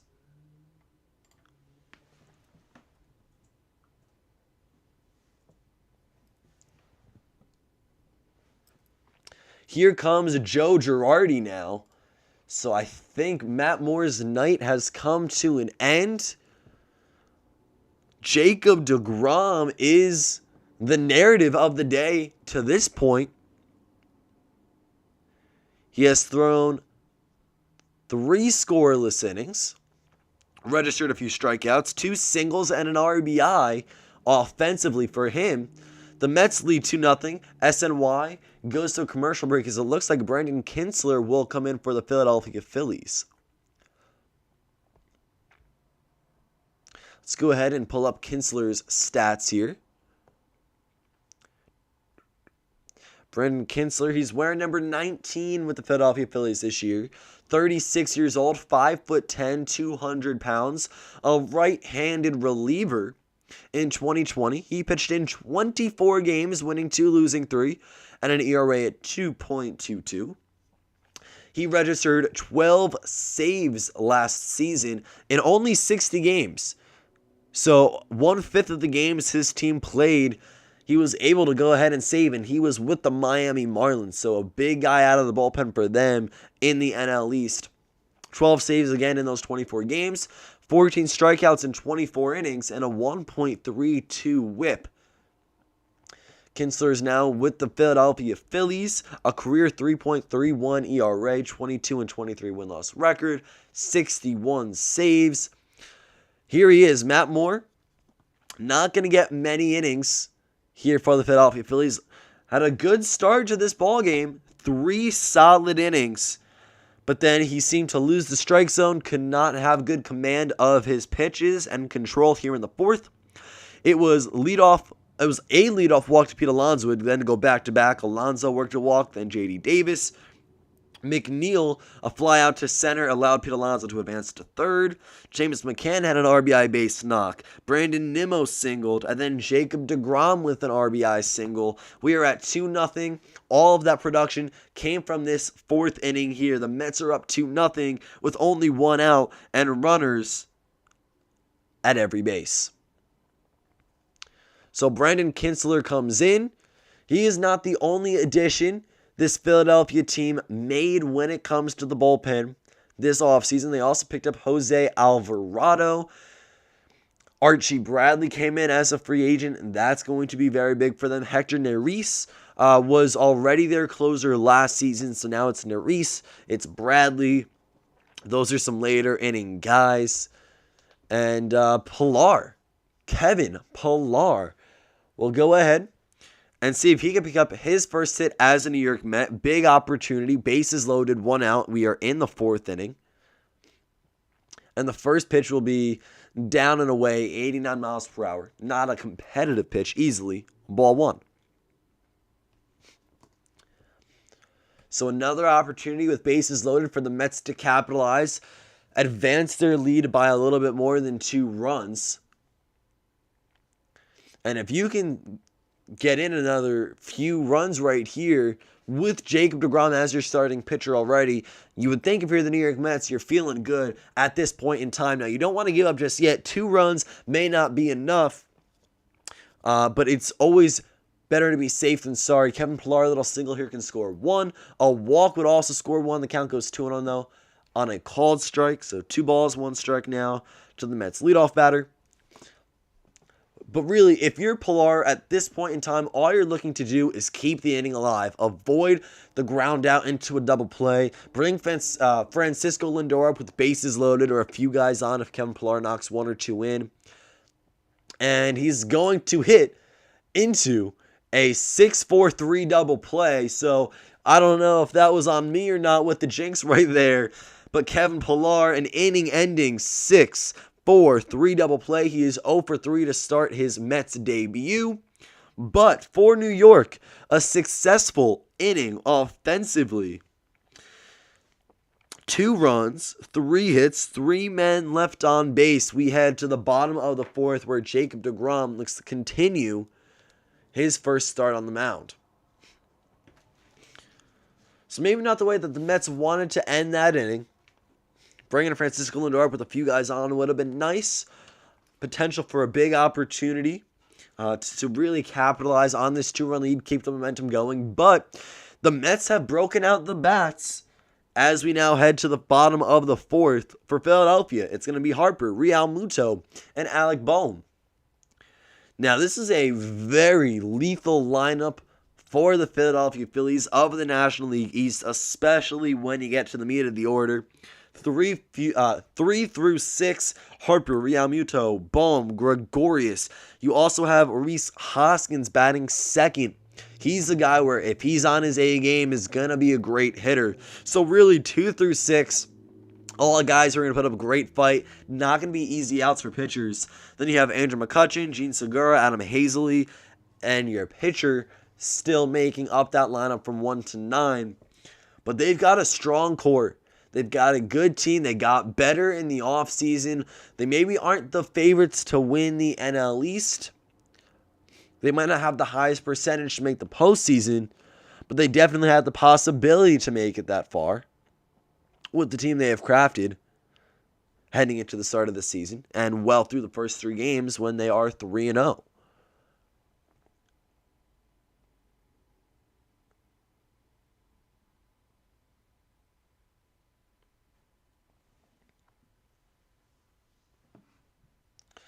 So here we go. Bottom of the 4th is getting ready to be underway. The Mets have 2 runs on 4 hits. Their first bit of action at the plate really came in the top half of this inning. Jacob deGrom goes back out to the mound for the Mets to see if he can silence this Philadelphia Phillies team and maintain this 2-run lead for as long as possible.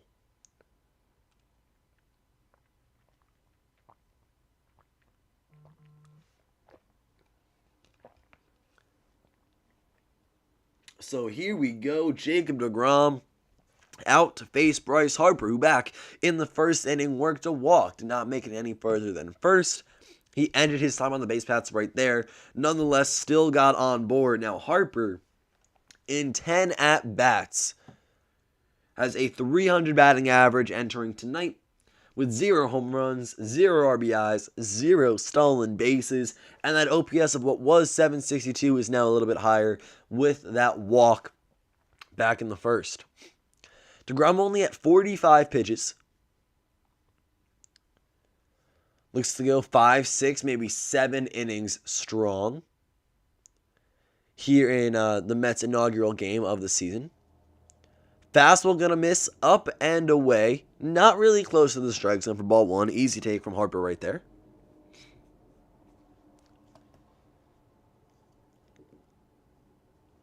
We look at the Mets bullpen. Of course, they have a lot of options. No one is depleted because this is their first game of the year. So they really have their pick of whoever they would like to go to. If they have to go to a multitude of guys, they can. I don't think that's going to necessarily have to be the case with deGrom on the bump right now. But John Betances, Miguel Castro, Edwin Diaz, Familia, Gazelman, Loop. May is also available as well back there for the later innings. A bunch of guys that New York can turn to if necessary, if they're in need of help or relief of their starter. 98 miles per hour just off the edge of the plate outside. Not going to go into deGrom's favor. 2-1 to Harper. Again, Harper, Realmuto, and Bohm all due up. And a front door breaking ball just inside now. So Harper, nope. deGrom working east and west really well. Now Bryce is a career .289 hitter against Jacob deGrom with a pair of home runs, a pair of walks, a pair of doubles, and a pair of RBIs, not a pair of walks. But a 3-1 count now. deGrom delivers towards home, and this is going to be a breaking ball, 91 miles per hour. Counts full.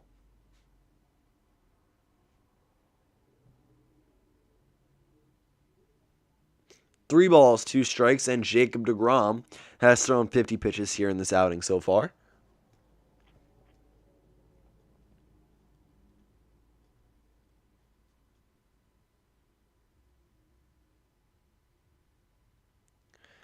DeGrom delivers to McCann, and it's going to be ball 4, misses down and in. Harper with his second walk of the night. This time, instead of a 2-out walk, it's a leadoff walk. He makes it to first base, and there's a runner aboard. Tying run comes up to the plate, and it is JT Realmuto. JT here in 2021 coming into this game had a .444 batting average in 9 at-bats with 1 RBI and a 1.167 OPS. He's looking to pick up his first home run of the regular season right here.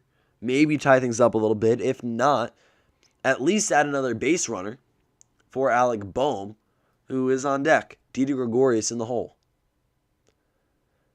DeGrom looks over to Alonso, throws it over, and the tag will not be applied to Harper in time. Jacob deGrom in his first at-bat against JT Realmuto. He worked the strikeout, by the way. It was 4-seam fastball, then 4-seam fastball, followed up another 4-seam fastball, and to end the AB, a 4-seam fastball. Pounded Realmuto's strike zone with 4-seamers, and he will get him to line out to second base. Jeff McNeil hit sharply over to that second base spot. McNeil throws over to first, almost gets Harper, but not quite in time, as Bryce is back to first safely. So it is now 1 out for Alec Boehm. Bryce Harper on first via the walk. And Alec struck out swinging back in the second. That was his first time up this ball game. And now in 11 at-bats, he has 2 hits, so just under a 200 batting average. DeGrom's fastball is topped out at 102 today. This one 99 miles per hour and above the belt for ball 1 to start off Alec Boehm. So you've got Bryce Harper on first. Now DeGrom, of course, wants to go ahead and enforce the double play, somehow get Boehm to roll over. However, if that's not the case, Didi Gregorius will come up to keep this inning going.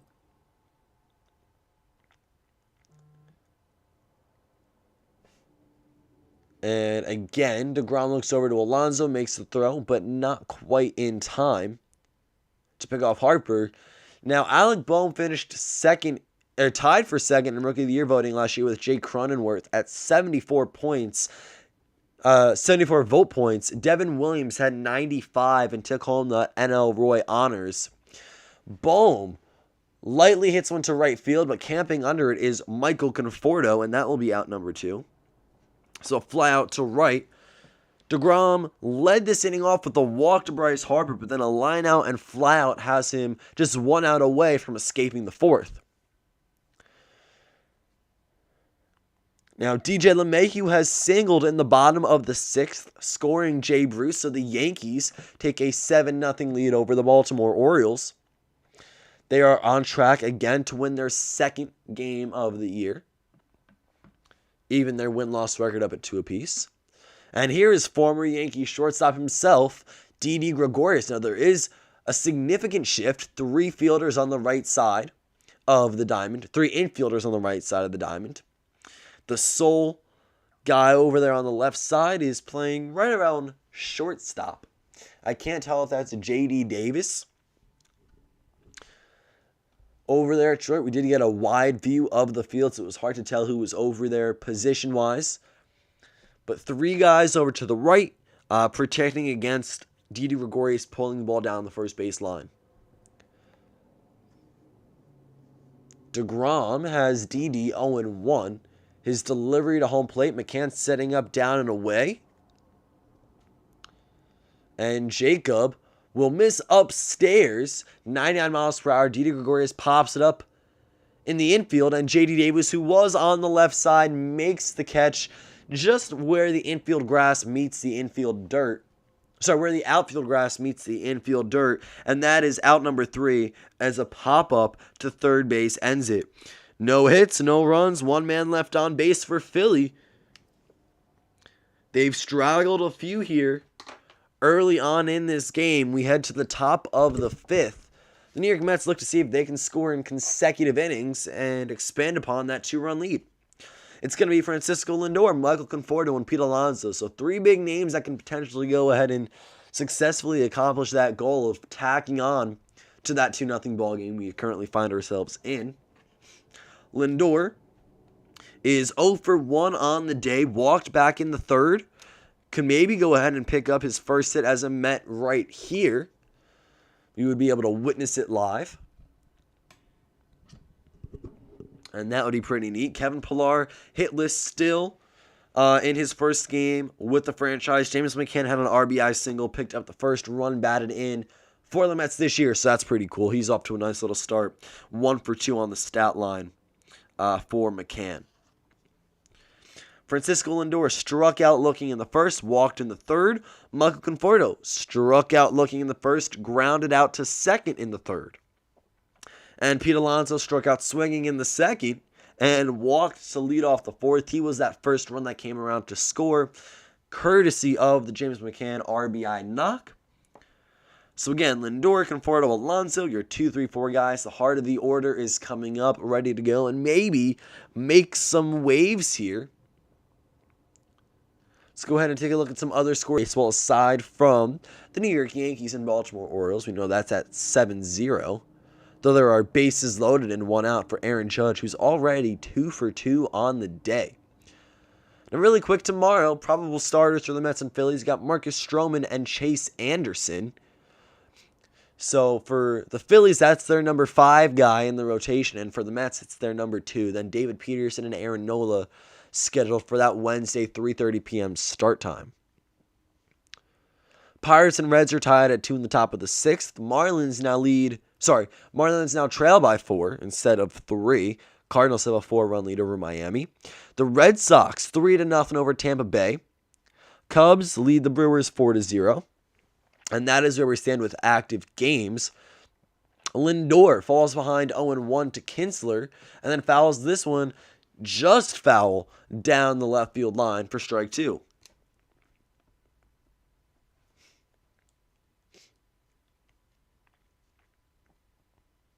Last year, the Phillies bullpen was atrocious, a 7.06 combined ERA.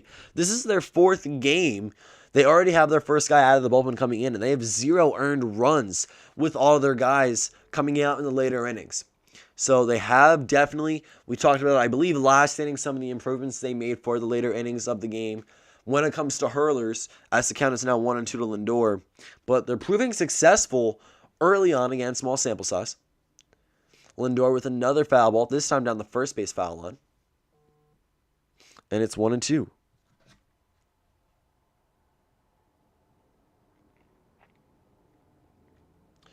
Hello to everyone in the stream and in the chat. Thank you for joining me today. It's been a fun game to call so far. Action just started to pick up in the top of the 4th as the Mets plated 2. Now, Frankie Lindor looking for his first hit in New York. Well, he's in Citizens Bank Ballpark in Philadelphia, but with the New York Mets, this is a front door breaking ball. The count goes even at 2 balls, 2 strikes. It's going to miss inside. Lindor looking for his first of what is going to be very many hits as a part of this team. Again, that 10-year, $340 million contract extension came just before April 1st, which was opening day for many teams. And this one's going to spike in the dirt before crossing home plate. The count is full to Frankie, who worked a walk after a full count back in the 3rd inning. This guy is going to give you a lot of production both offensively and defensively, whether he's working walks or extra base hits, singles, homers. He does it all. Breaking ball just up in the zone. Lindor gets a piece of it, but it's not going to stay in fair play. Count remains full. And there is a bit of a shift. It looks like shortstop Didi Gregorius. He is still on the left side of the diamond, but closer to second base than usual and on the outfield grass. Alec Boehm also shifted over right back up the middle. Brandon Kinsler will stick his glove down and make the play. So it is a 1-3 ground out. Lindor is still searching for his first hit of 2021. But here comes Michael Conforto. Right back to Kinsler. It like one-hopped into his glove. Great play by the Phillies hurler right there to retire the first out of the inning.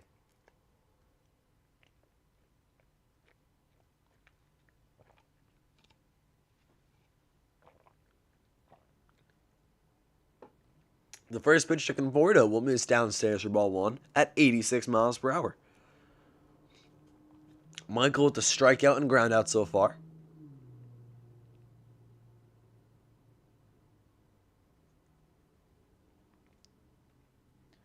This one will miss outside, so it's 2-0. So Michael Conforto is going to be an interesting guy to watch this season because he will be a free agent after 2021. And it looked like the Mets, they were going to have contract extension conversations. It was going to be with Lindor and their corner outfielder. Now, he's going to actually reach first right here on a ground ball. Bad throw over to Hoskins. He tries to make the pick and cannot come up with it. So we'll see where the error lands, if it's on Reese or the middle infielder who threw the ball. Just give me one moment here to see, and I can officially score it, put it down in my book so it is accurate. But it was hit out to Didi Gregorius, usually who has a pretty good arm. He bounced it over to first base, and Hoskins just could not come up with the scoop. So I would assume an E6. That would credit the error on Didi Gregorius, if it's even an error at all. Let's go ahead and take a look right here. I'm going to check the box score. Where has the error gone to? Because there is one. Error on Didi Gregorius with the throw. So, just like I thought, Michael Conforto reaches first on the E6. And here is Pete Alonso in a 1-1 count. Previously, before all that kind of went down right there, I was talking about Michael Conforto, maybe a contract extension. Now, the Mets wanted to extend Lindor and maybe Conforto. They did successfully add 10 more years to Lindor's contract. But with Michael, we don't know what kind of money the Mets are going to spend on him. Of course, they're going to want to keep him around. The terms of a possible contract extension are obviously not known quite yet, as Alonso pokes one the other way through the gap in the right side of the infield for a single. And Conforto reaches second.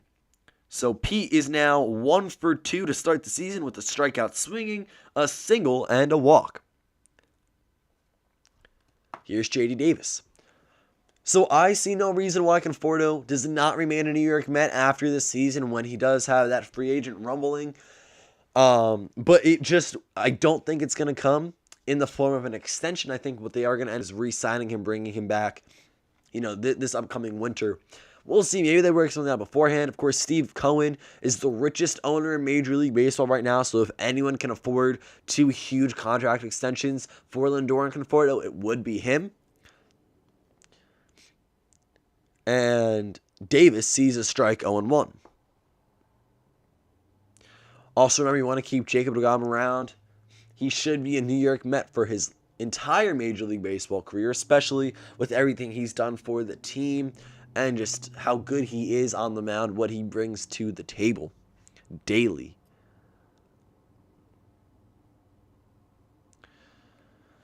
Looks like an off-speed pitch going to miss in the left-hander batter's box. The count goes 1-1.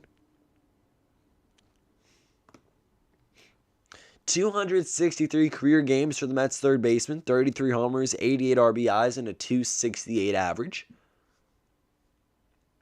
He's their starting third baseman, really one of their only options at third base. Jeff McNeil can play third, but then you run the question of who's going to play second. Swing and miss from Davis makes it 1-2. Now the Mets have a really nice team without injury, right? If someone gets hurt, like if McNeil or Lindor just hypothetically gets hurt, what they do lack is middle infield depth. They have Jonathan VR who can be used. They'll probably go to him at some point. And wow, umpire rings up JD Davis looking. It's a backwards K, but considerably off the plate. Davis not happy with the call, and I could agree with him right there.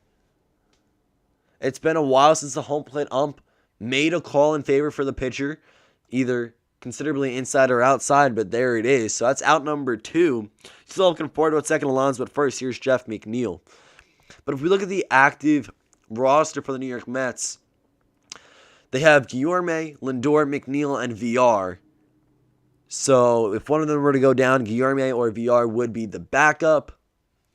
Not bad. And McNeil is going to ground this one over to second base. Gene Segura will scoop it up, throw it over to Hoskins, and that ends the inning. So a 4-3 ground out there. A 1 hit, no runs, 2 men left on base for the Mets. We go to the bottom of the 5th. But really, that's the only thing other than starting pitching depth that the Mets lack this season. Now, I was hyping up the starting pitching rotation for New York going into this year. I really liked them running with DeGrom, Carrasco, Stroman. Now, Stroman is a very active guy on social media, and he has made his adjustments and his changes well known over the course of this offseason. He's coming in. He's ready to have a very competitive season on the mound. He wants to be one of the best pitchers in the National League. If he can be that, that's a great 1-2 punch of DeGrom and Stroman. He would like to have Carrasco back, obviously, as quick as possible. Because the Mets season was delayed a little bit, he is going to miss less games than he was maybe scheduled to. Then you also have, the end of the rotation looks a little bit rough. David Peterson had a great 2020. But then Joey Lucchesi, Taijuan Walker, definitely kind of a roll the dice type of guy. Performed well in 2020. Signs are pointing to him having a similar year. But, at any point that can go south. And Noah Syndergaard comes back. So, I like their rotation on paper. When everyone's healthy and if everyone lives up to, their A-plus form. If Stroman's out there being a number 2, pitching as a 3rd or 4th string guy, great for them. That's what I'm considering. The Mets have a great rotation. It's very unrealistic to think that Syndergaard comes back in tip-top shape after Tommy John. Just more often than not for guys, that is not the case. So you have DeGrom, who is a lock. He's an ace, hands down, year after year after year. He does his own thing, and he's phenomenal. DeGrom at number 1 as the ace, inevitable. That's obvious. I love that right there. Following that, when you trickle down through the rest of the rotation, we'll see how things play out the first few times around the order. I'm interested to see what David Peterson looks like, his sophomore campaign here in Major League Baseball. I like the 2020 numbers he put up, but we do need to see a little bit more out of him before I can definitively say I'm comfortable with what he's got. Right now, the only guarantee you have is Jacob deGrom. Then Marcus Stroman, he's a safe number 2 for now, being that as long as he's healthy, he'll be a 2 or 3 or a 4 guy, depending on whoever else is healthy. But the Mets definitely could use a little more starting pitching. Gene Segura will wave and miss from the first pitch out of Jacob deGrom's arm here in the bottom of the 5th, and that is going to be strike number 1.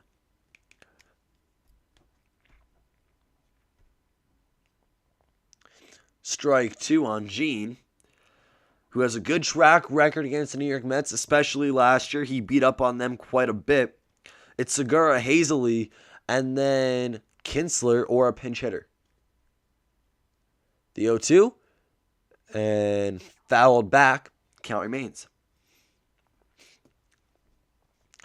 deGrom only at what's going to be his 60th pitch the next time he delivers down to James McCann behind the plate. The New York Mets catching has obviously changed a little bit from 2020 to 2021 last year. Their starting catcher was Wilson Ramos, now with the Detroit Tigers. Dropped third strike from James McCann.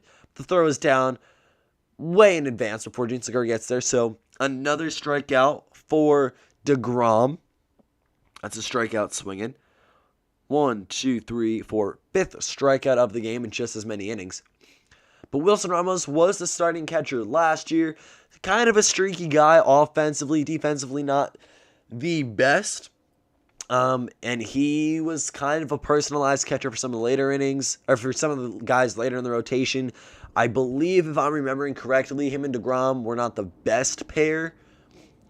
But that was from a few seasons ago, so that might be just me kind of rambling a few things together and mashing a few things. But I'm pretty sure DeGrom and Ramos for a while were not the starting battery. So it's for New York, James McCann is their first string catcher, followed by Tomas Nido. And the count will be 1-1 now to the Phillies center fielder.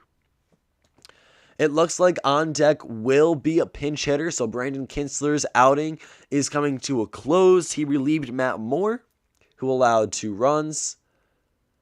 And this one from Jacob deGrom, 93 miles per hour, just north of the strike zone. He does not get the call. It's 2-1.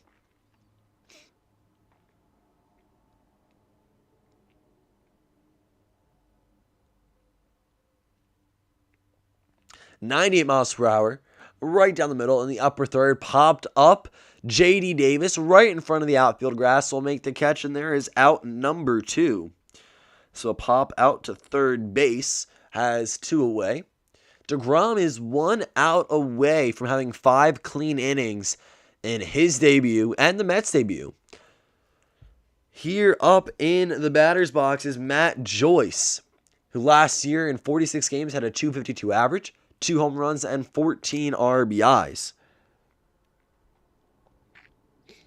So Matt Joyce comes in.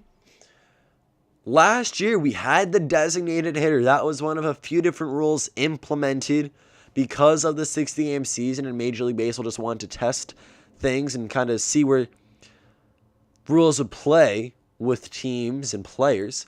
Also popped up to J.D. Davis. This time on the infield grass, that ends the inning. First pitch, Matt Joyce will pop out to third, much like the batter before him. So it's a 1-2-3 inning for DeGrom. No hits, no runs, no men left on base. But as I was saying, without the designated hitter this year, it's a little more of a tactical baseball game for National League teams. They don't have that one guy who's going to hit for the pitcher the entire game. They don't have a Nelson Cruz or a Giancarlo Stanton. They have a bench, and they have to kind of manipulate that bench based off of arms currently in the game and who opposing players or opposing franchises might bring in. Like, if you want to play the matchups, if you got a lefty up, you have to bring in a righty off the bench, because typically, the right-handed arm or the right-handed batting against the left-handed arm has the upper hand, just with the way the ball moves and everything. But yeah, so you have to kind of manipulate the bench a little bit, your players who are not starting, and then it's a little more of a mind game. And Joe Girardi for the Philadelphia Phillies, Luis Rojas for the New York Mets, they're going to be making those decisions today. We've already seen Girardi bring in Matt Joyce for Brandon Kintzler. And at some point, Jacob deGrom is going to come out of this game, and they're going to need to pinch hit for him. Or they're going to need to pinch hit for a reliever that comes in right after JD. So we'll see who comes in when. But because the Universal DH is not here, we do have a little more tactical baseball. A little more strategy goes into it, and it is nice because in this era of the game, a lot of guys are swinging for the fences, looking for home runs. Joey Gallo is a perfect example. He hit 100 home runs before he hit 100 singles. And yes, that's just because he's got sheer power and pop in his bat. But that's the way the game is moving. And also, you had, for a few years, the juiced baseball, which made it a lot easier to hit those homers. But a lot of guys are trying to just, with one swing of the bat, add multiple runs to the board or add a solo shot to the board and try to get their team back into it instead of a single and then, just trying to chip away slowly but surely. Another tactical rule that was implemented in 2020 that still remains is that runner on second base to start extra innings, which I could really go either way. I'm not a huge fan, but I'm really on the fence when it comes down to it. If you're unfamiliar with the rule, any extra inning you play, the last out prior starts on second base. So right there, an easy thing to do is to try to bunt that guy over to third and get the sac fly or the single, or just get a single and maybe score that guy right away, move him up to third, and get the sac fly, whatever the case may be. But it's a lot easier to go ahead and bring in runs with the runner on second and no outs, just like that in extra innings. That's the go-ahead run and maybe even the winning run like we saw Game 1 Toronto Blue Jays and New York Yankees. Randall Grichuk an RBI double because there was a runner on second base to start the inning. Other than that, it would have been a leadoff double and 3 strikeouts to end the inning. So it is what it is, but definitely baseball is kind of moving in the backwards direction when it comes to thinking on the side of a manager and having to really make smart decisions in pivotal moments. I believe I was watching a game yesterday where they said the hit and run is down. Really, stealing bases is down unless you've got a lot of speed. That's not something that's gone to quite frequently. And because stolen bases are down, the hit and run is down. And that used to be a great thing too, where you send your guy off, you hope for a single, maybe you get him from first to third instead of first to second. And that's a guy 90 feet away from scoring a run. So as I'm kind of rambling here, the Philadelphia Phillies have brought in their next pitcher, and that is Sam Coonrod, number 54, 28-year-old right-handed reliever. And there is some action. James McCann pops it up to Gene Segura in the outfield grass. So a P4 to start the inning here in the top of the 6th.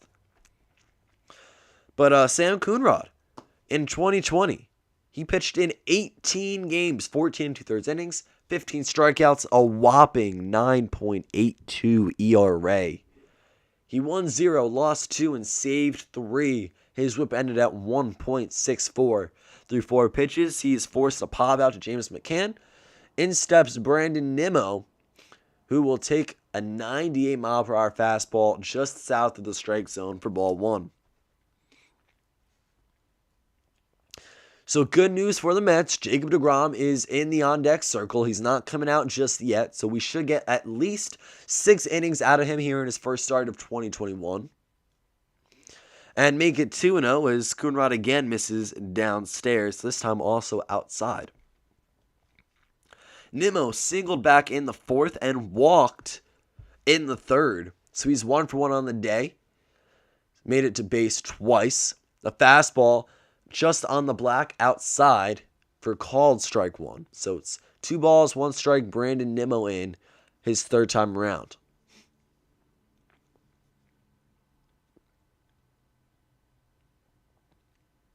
We'll try it again. 2 balls, 1 strike. And it's a fastball fouled back and out of play. The count is now even at 2 apiece. The Mets have held on to that 2-run lead that they established back in the 4th. There has not been a whole lot of action right now when it comes to hits or runs, for that matter. Not a lot of offense going on right now. The Philadelphia Phillies are at risk, which not necessarily that it's a bad thing, but they are flirting with the chance of losing their first game of the regular season as Nimmo sends another one out of play.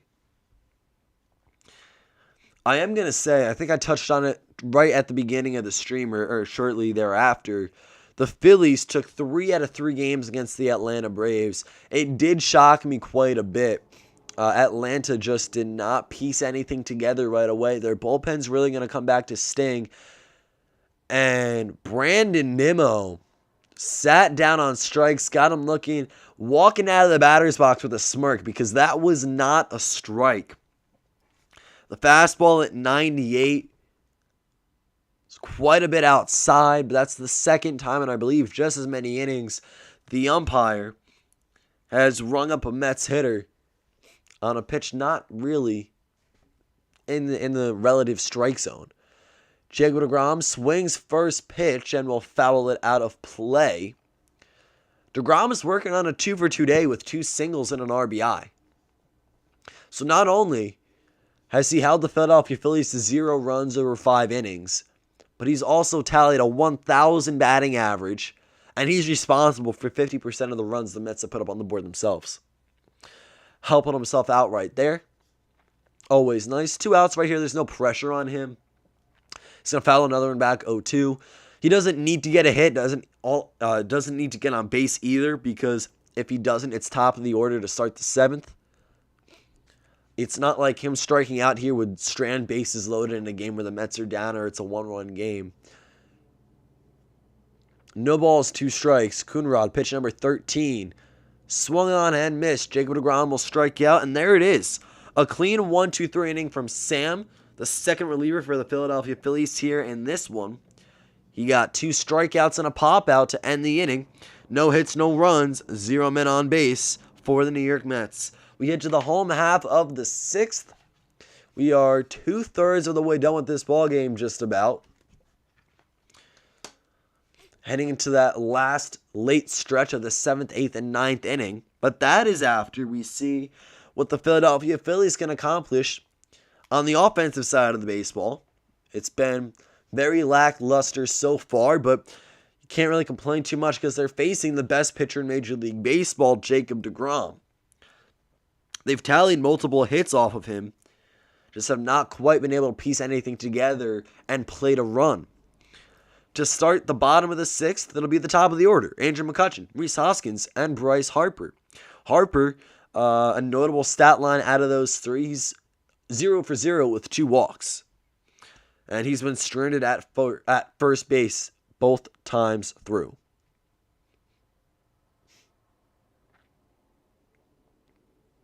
The Yankees still lead the Orioles 7-0. Baltimore is another team. They entered tonight 3-0, a perfect record. They were flawless, did not suffer a loss yet, took the entire series against Boston. Well, it looks like that's going to change as the Yankees lead them by 7 going into the top of the 8th.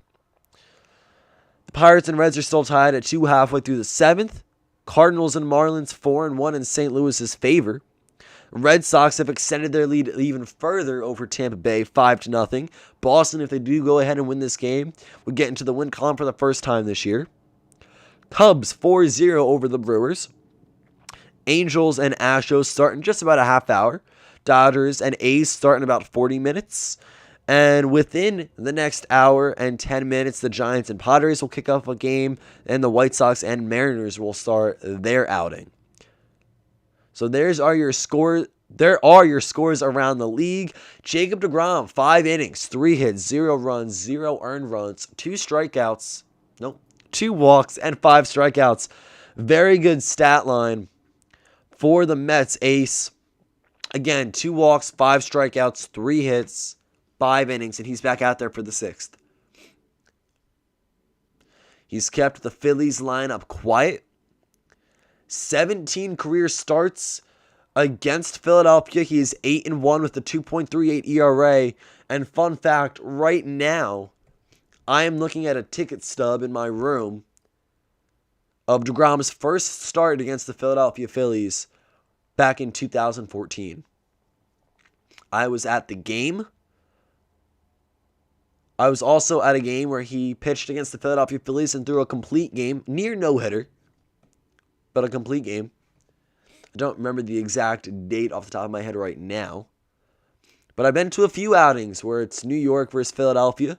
I believe 2 at Citizens Bank Park and 1 at Citi Field. Andrew McCutchen will lead off the inning with a ground ball to shortstop. Francisco Lindor is there and makes a strong toss over to first for the first out. Here's Rhys Hoskins, who would have had a 1-out double back in the first. Well, he did have a double back in the first, just was out on the base paths trying to extend it to a triple. So technically, in the scorebooks, it goes down as a double. But obviously, because he was out trying to get to third base, it also goes down as an out. It was the second out of the inning. He's 1 for 2 with that double and a ground out to second base. He almost got deGrom in the first inning with a solo home run. If his hit out to center field was a 1.5 feet higher, he would have had a solo shot, which would have also been his first of the 2021 season. 1-0, make it 1-1, backdoor slider. 69 pitches for Jacob deGrom. He's had a very strong outing so far. supporting the New York Mets offense, who've only given him 2 runs to work with. And again, DeGrom had one of those RBIs. That's just a nice pitch right at the knees, 91 miles per hour. DeGrom is able to take a little bit off of it and doesn't even get Hoskins to swing, so it's 1-2. A little bit of a shift. Alonso to the right, closer to the second base bag. Jeff McNeil also back a little bit on the outfield grass, and this one slider down and away, but it's going to miss a strike, so the count's even at 2 apiece.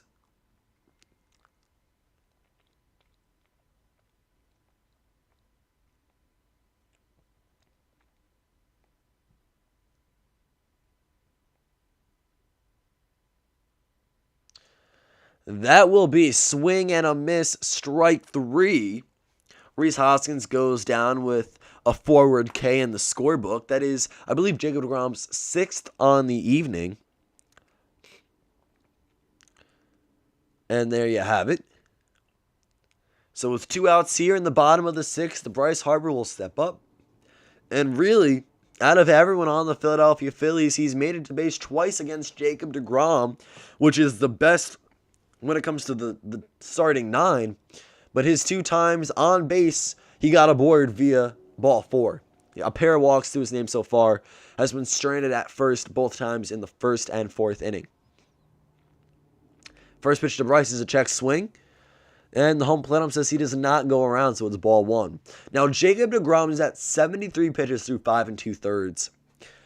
You might say, I'm kind of thinking that he will return for the 7th. Unless there's a huge lead for the New York Mets, maybe you don't want to push him. But I'd say why not? 2018-2019 Cy Young Award winner. Just touched 100 miles per hour on the fastball to even the count at 1 apiece.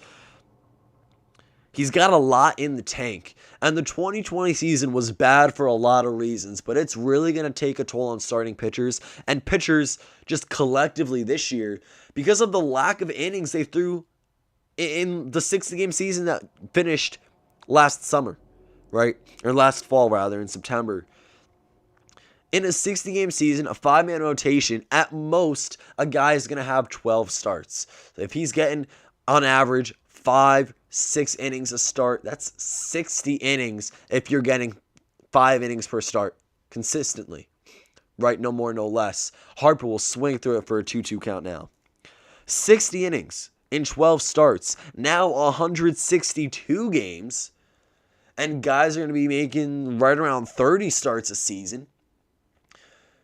A lot more innings are going to be demanded out of them and a lot more playing time. It's a lot to go ahead and ask for a guy to go from 60 innings to upwards 150, 160, 170. Foul tipped off the bat of Bryce Harper into the glove of James McCann, and that is strike number 3. So a pair of strikeouts for Jacob deGrom here in the bottom of the 6th. A clean inning, 3 up, 3 down. No hits, no runs, no men left on base. We head to the 7th. The Mets lead by 2. Hello. What's up, Matt? Mets lead 2-0 here in their first game of the 2021 regular season. They are on the verge, just 3 innings away from winning this game 1. Philadelphia Phillies would suffer their first loss of the year. They currently lead the NL East division with a 3-0 win-loss record. One of 3 undefeated teams, the Orioles, Astros, and Phillies, complete that list. Now, the Phillies are at risk of losing here. The Orioles trail 7 to the New York Yankees, so that game looks to be just about over. The Orioles have one more at-bat left in the top of the 9th, and then that may just do it. The Houston Astros do not play today. Sorry, they do play today. They play the Angels at 9:38 Eastern. It would be their game 5. The Angels are 3-1. The Astros are 4-0. So this may be the only team to go ahead and continue their undefeated streak. Because after tonight, if the Astros top the Angels if they top the Angels, whatever the score is, they advance to 5-0. They are the best team in baseball record-wise. Also the only undefeated team in baseball, assuming the Phillies don't pull an upset here against the Mets and the Orioles don't score 8+ in the top of the 9th. DeGrom clutched a hit. He sure did. A pair of singles, 1 RBI on the day. Not to mention he's throwing an amazing game on the mound. Jacob DeGrom is the player of the game right now for the New York Mets. He is doing it all offensively, swinging the bat on the bump. He throws right-handed, swings left-handed, but 46% of his starts in his entire career, Jacob DeGrom has allowed 1 run or fewer. Right now, he is at 0 earned runs on the day. The Phillies have scored 0 runs, and they've only had 3 hits through 6 completed. We go to the top of the 7th. We're going to start things off with what looks to be Kevin Pillar, Francisco Lindor, and Michael Conforto. 50 strikes, 77 pitches for the GOAT. The best pitcher in Major League Baseball, still 3 hits, 6 innings, no earned runs, 2 walks, 7 strikeouts. Coonrod back up on the mound for the Philadelphia Phillies, and the count is 1-1 to Kevin Pillar. So this is Pillar's first game as a New York Met in the regular season. He is 0 for 3 with a ground out, pop out, and fly out. Looking for his first hit. Fastball at the knees. Pillar looks back at the umpire like, really, that's a strike? 97 miles per hour, borderline strike call right there, but the home plate ump gives it to the Phillies reliever, so it's 1-2.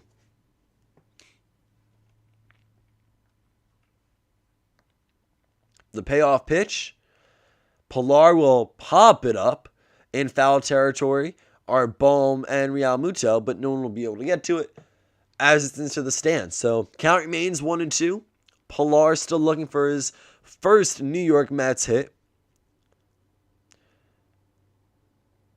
The Mets are 39-12 since 1970 when it comes to opening day games, and 39-20 in opening day games and wins and losses, rather. .661 win percentage right there. They are on track to get their 40th opening day win if they can maintain this lead, and Pillar will dribble one over to shortstop, Gregorius to Hoskins in time. It's a 6-3 ground out. Francisco Lindor is 0 for 2 with a strikeout, a ground out, and a walk.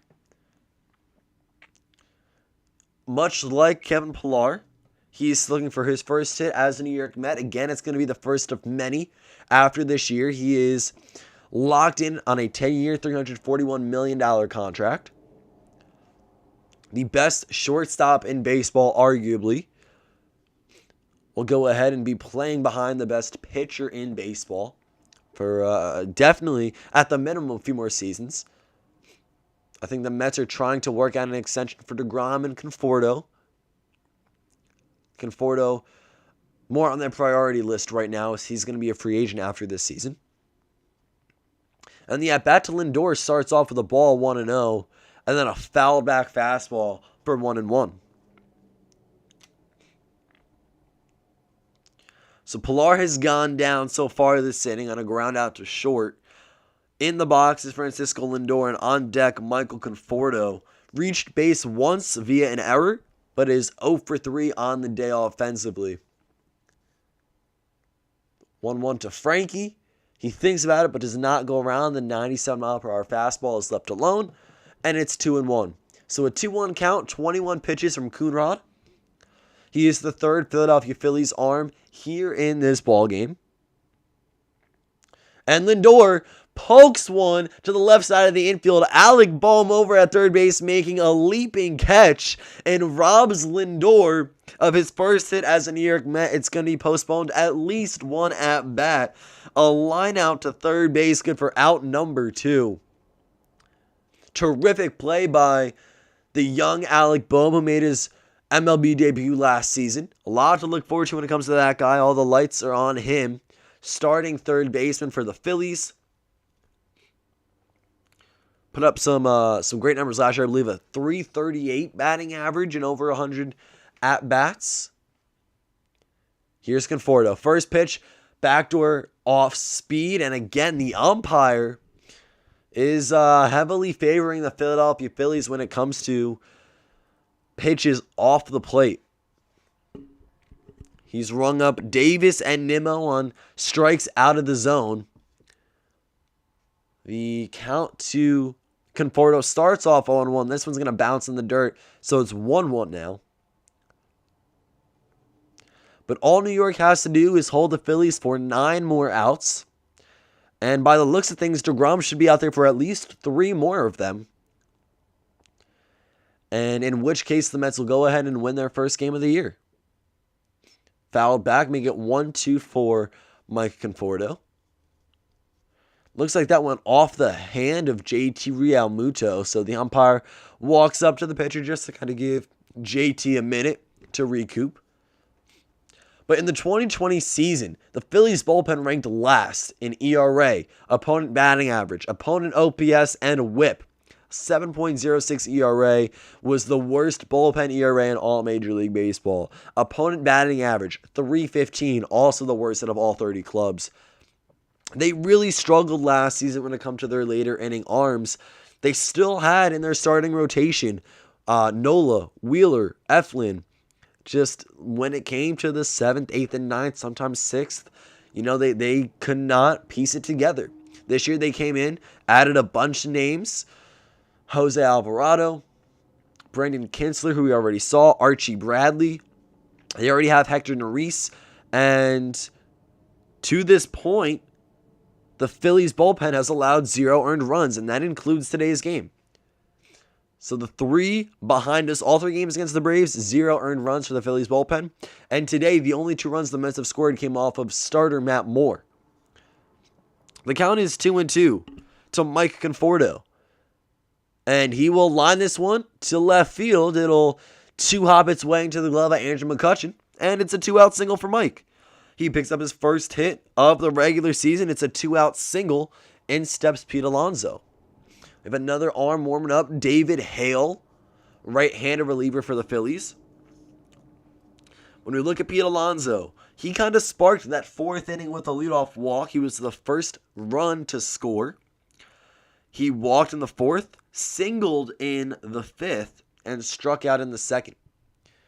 There is a reliever up in the pen for the New York Mets now as well. So we'll see whether or not DeGrom makes his way out to the mound in the bottom of the 7th. But right now, the Mets are still trying to see if they can add some more runs to the scoreboard. Alonso, first pitch, he'll take upstairs, 96 miles per hour, ball 1.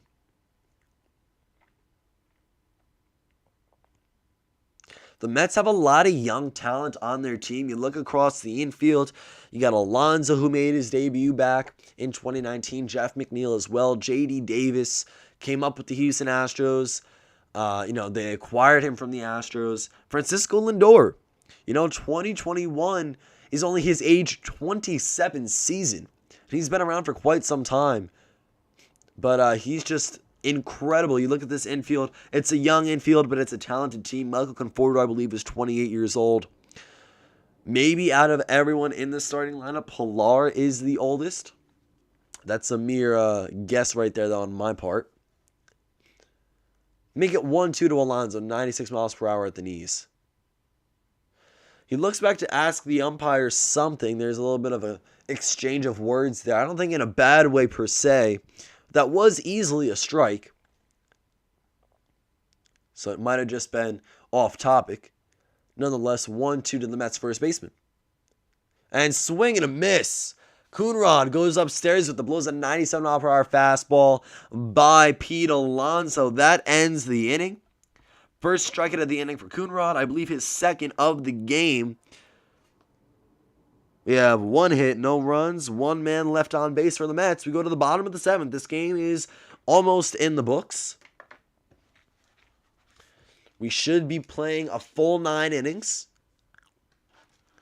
Not 8.5, assuming the Phillies don't score more than 2 in the home half of the 8th.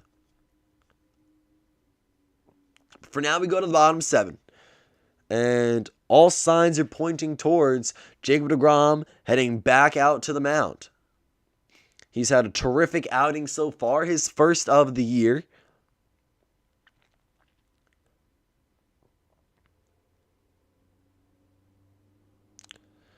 Let's see what he can do. Already a great time at the plate on the mound. DeGrom really is right now the big takeaway of this ball game, but that typically is the case any start he gets. He always dazzles on the bump. Huge highlight reel.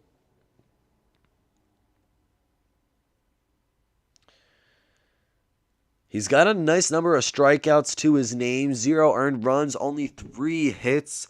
Really a successful and very dominant start here. 1, 2, 3, 4, 5, 6, 7 punch-outs. It's going to be Realmuto, Bohm, and Gregorius here in the bottom of the 7th. Looking to ignite a rally some way or another to get back in this game and get on the scoreboard. Maybe the first time they're shut out this season. If they go ahead and end with 0 runs once this game is finalized. Scores around the league. I like to do this either every half inning or every other half inning, something like that, just so you guys can stay up to date if you're not watching and keeping tabs with some of the other teams. It's 7-0 Yankees over the Orioles, so runners on first and second with 2 outs. The Reds have a 3-2 lead over the Pirates. Nick Castellanos had another home run. Cardinals and Marlins still 4-1. St. Louis. Red Sox yet another run. It is now 6-0 Boston over Tampa Bay. And here's Miguel Castro. So Jacob deGrom's outing is over. It's going to be Miguel Castro who comes in. Little surprised he's out of the game, but at the same time, kind of retro to what I said, I believe, last inning. You don't want to push your guys too far. Definitely not early on. You don't want to blow out their arms. Coming off of the very abbreviated 60-game season. So Boston leads Tampa Bay 6-0. Cubs 4-0 over the Brewers. Angels and Astros are just getting things going. Yet to throw the first pitch of the ball game. But there we go. So Jacob deGrom is done for the day, and Miguel Castro, first pitch, is sent all the way out to center field. Hit about 397 feet out of 401 right there. JT Realmuto almost connects for a solo home run, but not quite. It's a line out to center instead to start the bottom of the 7th. Let's take a look at Miguel Castro, his numbers with the New York Mets, and his career numbers.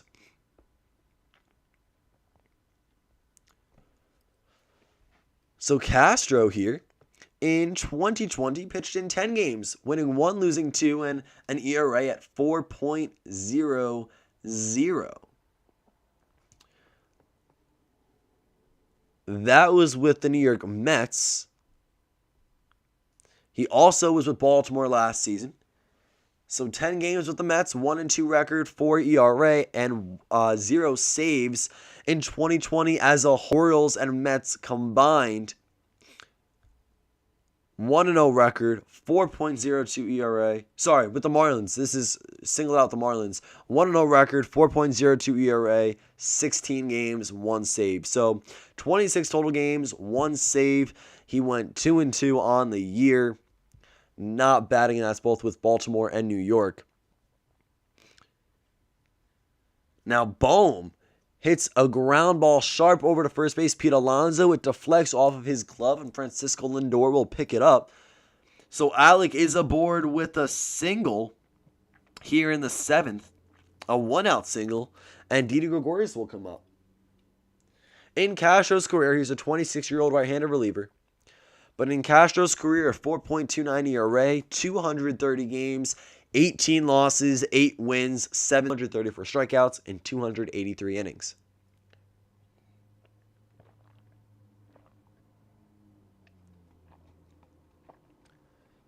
Players on the New York Mets have called a timeout. James McCann is out there on the mound. Francisco Lindor runs in, maybe talking a pickoff attempt, something that they can do. But Lindor is returning to his position. So is the Mets' backstop. And Aroldis Chapman enters the game for the New York Yankees, who leads 7-0. This is Chappie's first appearance following the end of his suspension. He was out for 2 games and is now making his first appearance of 2021. Castro, another guy throwing heat with the fastball, 100 miles per hour. Gregorius fouls it back. So 0-1. The Fanatic is out right now, standing on the Phillies dugout. Maybe he can spark a rally for this team, but right now things are looking a little bleak, though the tying run is at home plate. Didi showed bunt. 99 mile per hour fastball does not make contact. He falls behind 0-2 in the count with a runner on first. Manager Joe Girardi shown in the dugout. Of course, former manager of the New York Yankees. Gene Segura on deck, and against Miguel Castro in his career, 5 for 9 with 2 home runs. Didi chops it to the infield. Lindor takes it himself, and the double play will not be turned. Alonso does a split over at first base, and let me kind of recap that for you there really quick. Francisco Lindor, there was a slight shift, a ground ball that Lindor picks up and takes to second base on his own. The throw over to first apparently was not in time. So Bohm is out. Didi reaches on the fielder's choice. Will the Mets review it? Not sure if they will or not, but Didi on the replay, further review does look safe. They're going to leave it alone. Here's Gene Segura, who again is career off of Miguel Castro. 2 home runs, and I think it was 9 at-bats. So a runner on first, 2 outs. This is the tying run at the plate in the bottom of the 7th. First pitch, 101 on the black outside for a called strike. September 7th, 2020, Segura took Castro deep to left center field. But in this game, the Phillies second baseman is 0 for 2. He grounded out into a double play and struck out.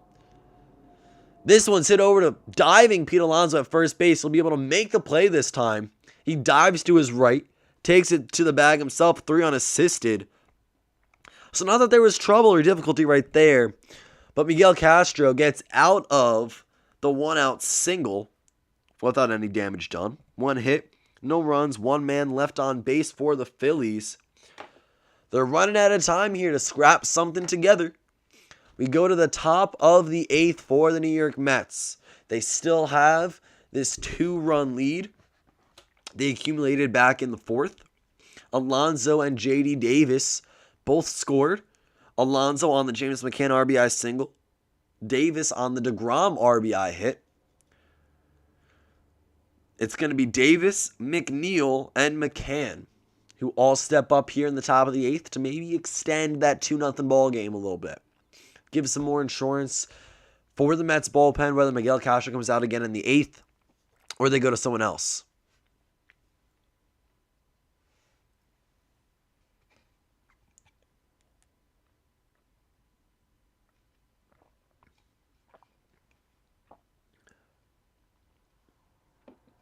Alright guys, thank you all for joining me here live in the chat and on stream. I appreciate it. It's been a lot of fun. Mets first game of the regular season. This is my second live coverage and commentary game of 2021. And 2 of very many. We have a lot in store, especially this summer. We're going to be streaming a lot. Or at least that is the goal. This week, even a few more live streams. Cover some Yankees, some Mets, maybe some other guys. Stay tuned because I can easily do some Sunday night baseball on ESPN. MLB TV free game of the day is always an option for me as well. A bunch of games available for me to go ahead and stream to you guys, live coverage. So if you like this type of video and you like this content, you enjoy being able to listen along to games, go ahead, drop a like on the stream, comment in the chat, let me know, and subscribe if you haven't already. Join the team. We are growing by the day. Looking to have a big year here in 2021. So again, subscribe if you haven't already. Turn on your post notifications because I do not have a set schedule when it comes to live streams. What I usually just do is if there's a game on and I'm available, I'm going to sit down, take all my notes, and turn the stream on for you all. So make sure you have your post notifications turned on in case there is a spontaneous stream that you can attend and you guys want to go ahead and tune into. The top of the 8th is underway with Connor Brogdon coming in for the Phillies. 9 games last season, a 3.97 ERA, 3 home runs allowed, and 11.1 innings pitched with minimal hits. Majority of his hits given up were home runs. But here we are. Pete Alonso is not up. It is JD. We'll foul this one out of play.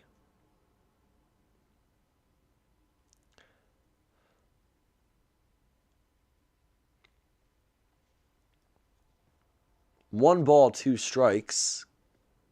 Connor Brogdon in for the Philadelphia Phillies. I believe their 4th pitcher of the game.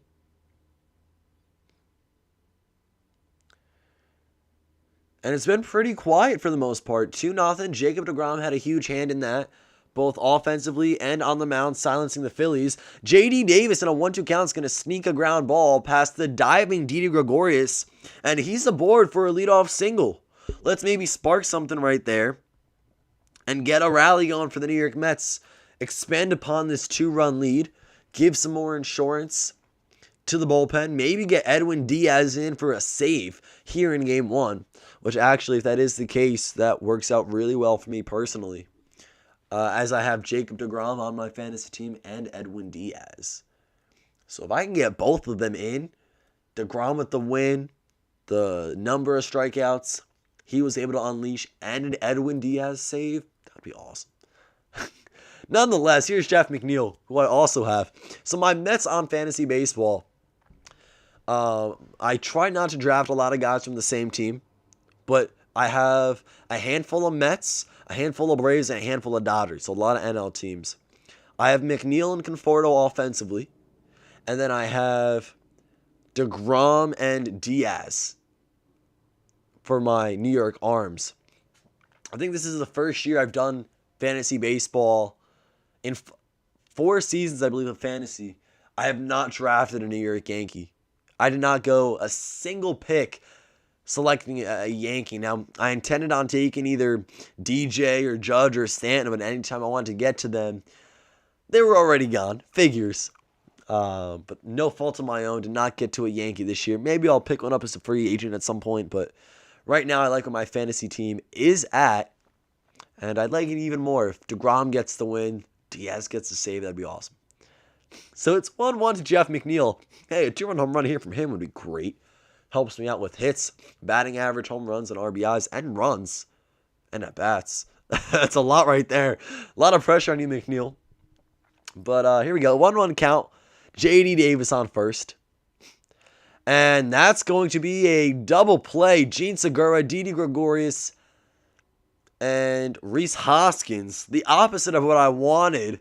Really, I wanted a 2-run home run. Instead, it's a 2-out piece of contact right there from McNeil. 4-6-3 double play. So we go to James McCann and scratch the leadoff single. Here we go, though. Looking at the Mets backstop, McCann, 1 for 3 on the day with an RBI single. And the Mets look like they're making a call to the bullpen for when the 8th inning, the bottom of the 8th comes about. Obviously not now because they're hitting. But Brogdon, 8 pitches. He's gotten 2 up and 2 down. Though the first was on a double play. So McCann steps in for his 4th at-bat as a New York Met in the regular season. And he's going to swing first pitch, send it down the right field foul line, and it's going to stay foul. So 0-1. The right-handed catcher wearing number 33 on his New York jersey. If McCann gets on, Brandon Nimmo will be up next. The pitching spot is in the hole. So I doubt they're going to send Miguel Castro in, especially in a 2-run game. They'll go to a bench guy if necessary, if need be, here in the 8th. If not, they'll wait until the 9th. 96-mile-per-hour fastball just down and away. So the count goes even to McCann, as that's going to be deemed a ball by the home plate ump. It's 1-1.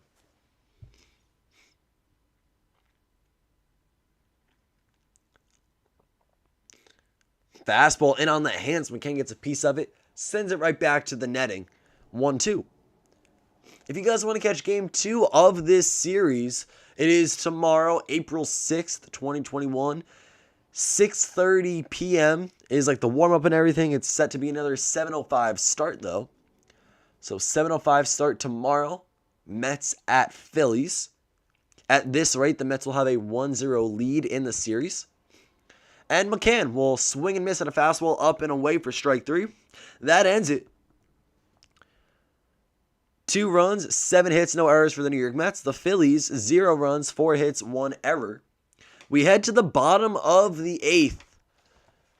Just 9 outs left in this ball game. And the time, it's been just about 2.5 hours of gameplay. So relatively quick. Granted, we still have an inning and a half to go. But here in the bottom of the 8th, it's going to be Hazley, the Phillies center fielder. Then the pitching spot, batting second, and Andrew McCutchen. So 8, 9, and 1 all due up.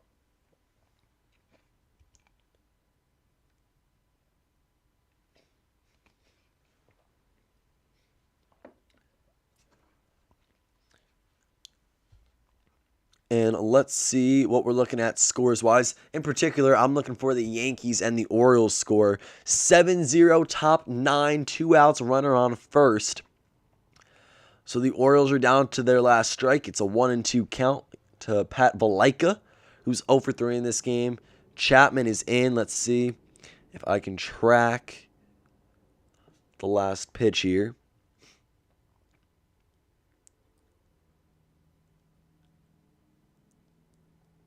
There we go. That's the game. Pat Valaika strikes out swinging on an 89-mile-per-hour splitter from Aroldis Chapman. Oh my goodness. So Yankees win it 7-0. They are now 2-2 on the year. If we take a look at the AL East standings, them being 2-2, they are now going to be in front of the Tampa Bay Rays, who should also be 2-2 if they do lose to the Red Sox tonight. So technically tied, but currently they will be ahead of Tampa Bay. And behind the Orioles and Blue Jays, who are tied at 3-1. So the Birds currently dominating the AL East, and dominating is a very loose word, but the Orioles and Blue Jays both 3-1 through the first 4 games. The Rays currently 2-1. Yankees picked up their second win of the season just moments ago. And Boston is on pace to win their first game. Luis Guillorme coming in at third base to take over for Jeff McNeil defensively. And Trevor May coming in out of the bullpen gets his first start as a New York Met. So here's his New York Mets debut. He was signed to a 2-year contract this offseason. Last year, he spent his time with the Minnesota Twins organization. And he spent his entire career with the Twins, dating back to 2014. In 2020, he pitched in 24 games, saving 2 outings, winning 1, losing 0, and racking up a 3.86 earned run average. He punched out 38 batters in 23 1/3 innings with a 1.16 whip. Career 4.44 ERA, 23 wins, 21 losses, 7 saves, 367 punchouts, 316 innings of work. He throws the first pitch to Adam Hazley, and it's fouled back for strike number 1.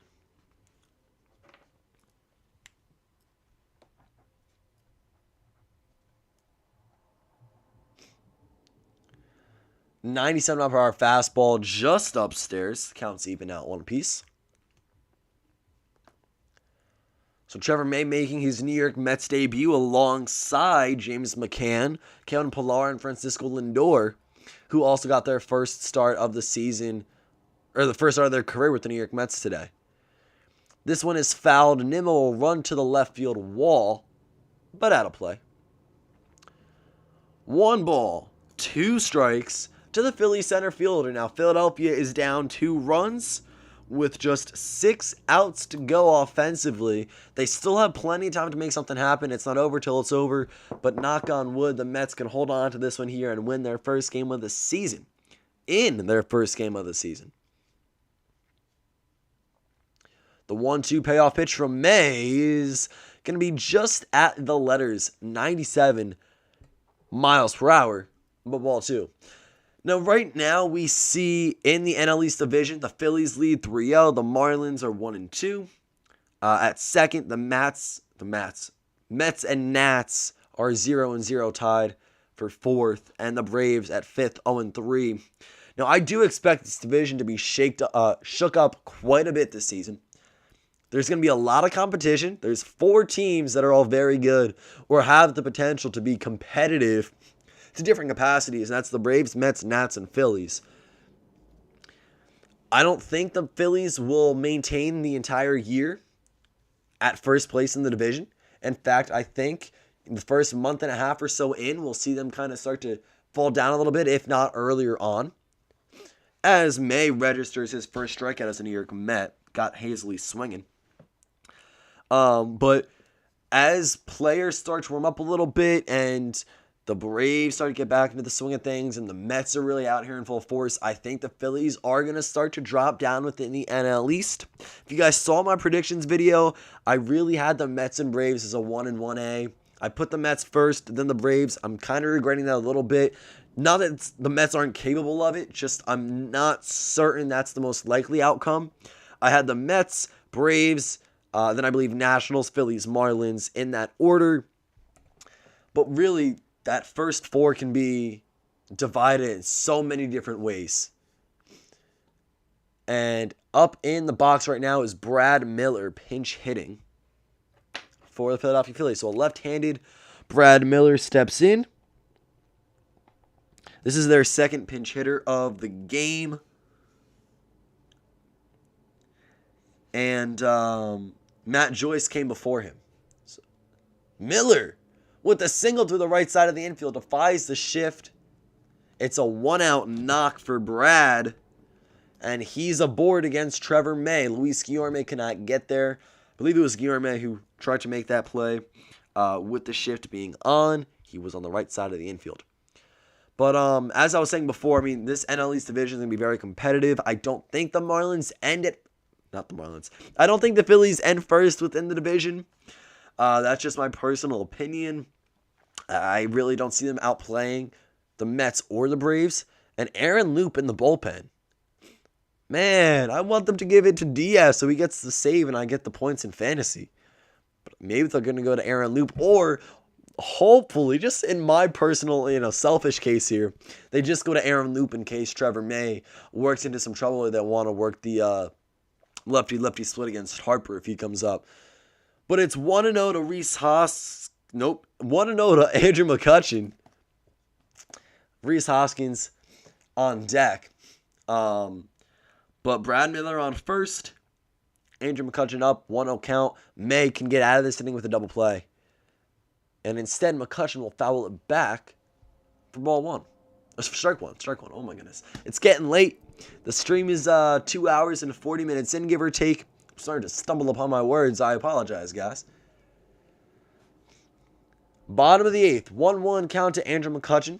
Runner on first. 10 pitches for Trevor May. And the delivery. McCann setting up for right down the middle. And it's just going to be above the box, representing the strike zone, so it's 2-1. Good fastball from May. Just he's not going to get it in his desired location, at least in his desired location for a strike.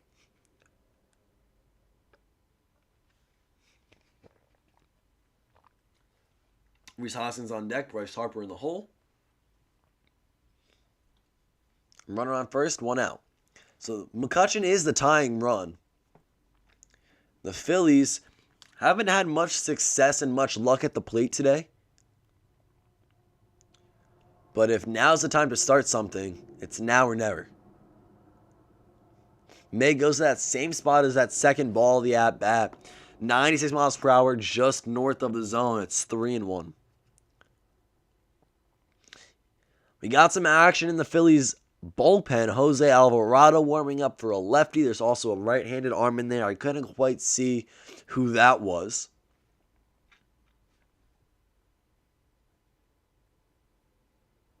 So 3-1 to McCutchen. This one is fouled straight back, 3-2. Good fastball.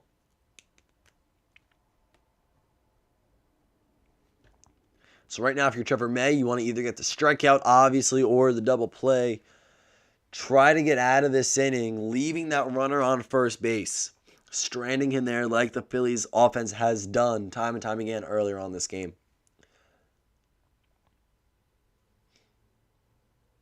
All right, the full count payoff pitch to Andrew McCutchen, former Pittsburgh Pirate, San Francisco Giant, New York Yankee, I think Chicago Cub, if my memory is correct here. Let's see. That's going to bug me now. I need to make sure he was with all those teams I just listed for you guys. We got... No, he was not a Chicago Cub. Pirates, Giants, Yankees, Phillies. Okay. I don't know why I was thinking Cubs right there for a second. Full count as McCutchen fouls another one back.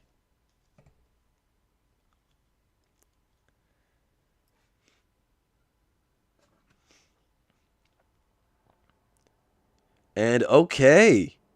So in Major League Baseball news, the Colorado Rockies are now set to host the 2021 All-Star Game.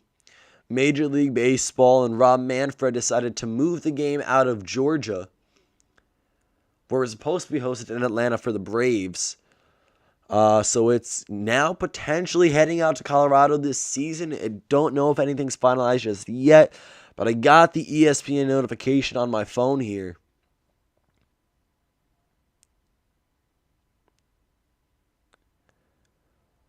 So we might see for the second time in Major League Baseball history, Coors Field hosting the All-Star Game. That's pretty cool. And Trevor May loses McCutchen after a long at-bat, worked into a full count, multiple foul balls. It is going to be ball 4. McCutchen takes first via the walk. Brad Miller moves up to second. Last year, of course, there was no All-Star Game. There was no midsummer festivities in any shape of the word, any form of the word.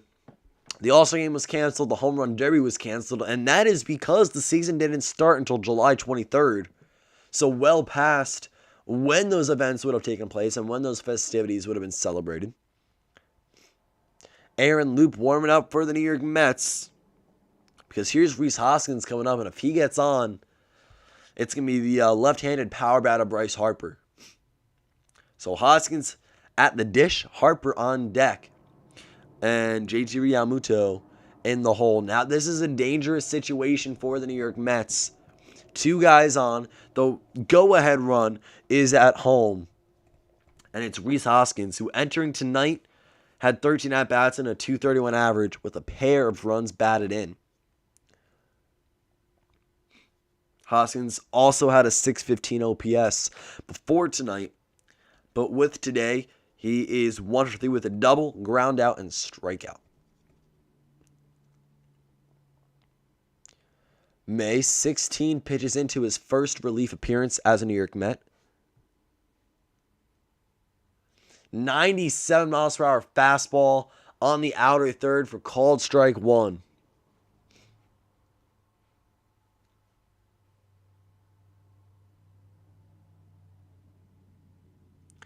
So May jumps ahead 0-1 early, and this is a critical at-bat. He steps off, resets.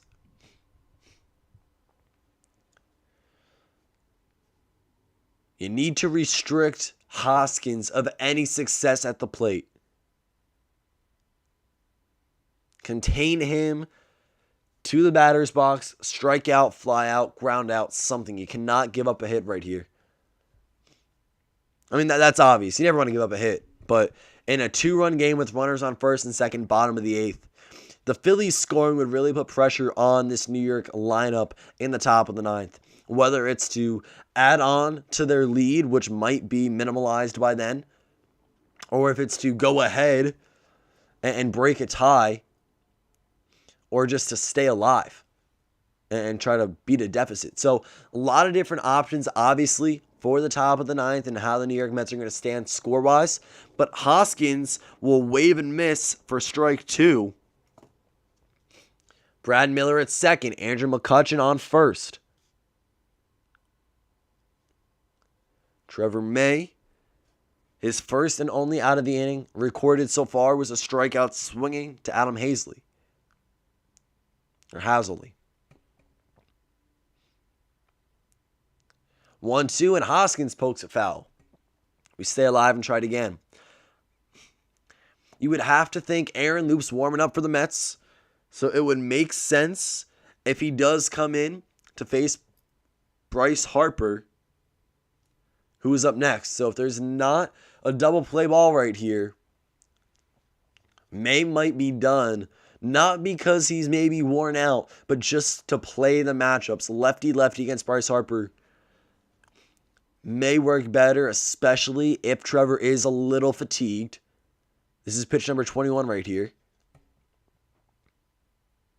Curveball in the dirt. McCann blocks it, does a good job of keeping it in front. So for Trevor May, it's been a strikeout, a single, and a walk. Now he's 2-2 on his fourth batter of the inning.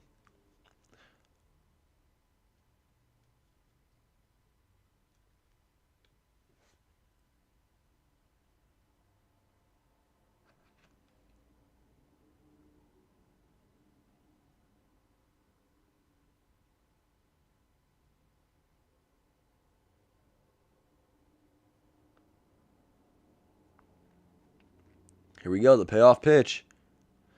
Trevor May to James McCann. They're in agreement on a sign. Hoskins is going to poke this one into right field. Conforto with the strong throw into the cutoff man. And the Phillies are going to keep the bases loaded. They do not send Brad Miller home. They go the safe route. So Miller to third. McCutchen to second. Rhys Hoskins with a huge single. The bases are now loaded, and Trevor May is coming out of this ball game. 22 pitches in his first outing as a New York Met. He allowed 2 singles and a walk. So for the first time this game, the Phillies are threatening to jump on the board and to not only score their first run of the game, but to take a lead and force the Mets to score in the top of the ninth.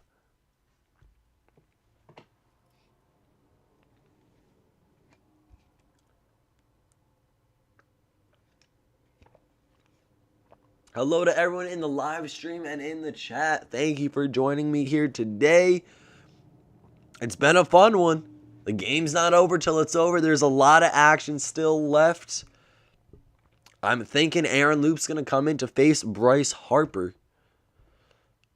Maybe try to work that double play and get out of the inning unscathed, which is best case scenario right now.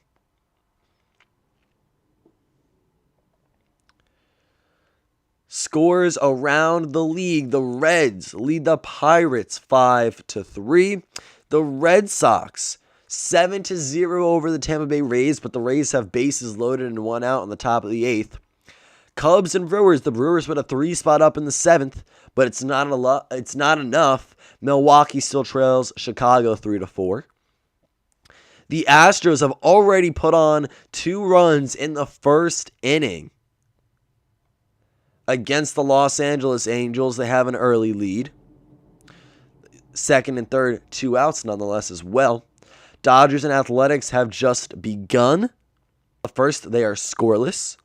Giants and Padres have not yet started. White Sox and Mariners have not yet started.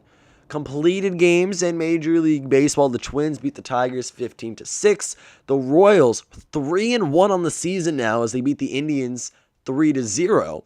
Cleveland 1-3 off to a very slow start. Not that they were expected to be too crazy this year.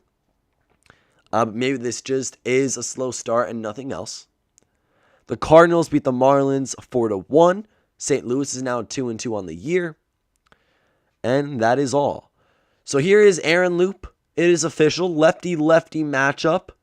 And Harper is 1-for-3 against Aaron in his career. Last season, Loop, 2.52 ERA, 24 games pitched, 25 innings, 17 hits, 4 walks, 22 strikeouts, and 3 home runs allowed. Roman Quinn at second base. He is a pinch runner for Andrew McCutchen. So Roman Quinn at second. I'm just going to note that now in my book, because that is the tying run. So a guy like Roman Quinn, who if you don't know is is very fast. He's an outfielder who can track the ball down well. But Roman Quinn now being at second base means a single from Harper could potentially score the runner from second as well as the runner from third and tie this up. And that's essentially what the Phillies are hoping for. Aaron Loop wants a different outcome, and that's either a strikeout to Harper or a double play. Now Bryce is 0-for-1 with 2 walks and a strikeout. This is also Aaron Loop's Mets debut. So we have covered the debuts of Trevor May as Bryce Harper fouls one back. Wow, right down the third baseline. We have covered the debuts of Trevor May and now Aaron Loop for the New York Mets. Also Francisco Lindor, James McCann, and Kevin Pillar. So 5 Mets debuts here in this stream, and we've covered them all. Brad Miller at third, Roman Quinn at second, Rhys Hoskins at first, Bryce Harper up in the box. The count is 0-1, 1 out, bases are juiced. Ducks on the pond, and Aaron Loop hits Bryce Harper with a pitch. It is 2-1 Mets.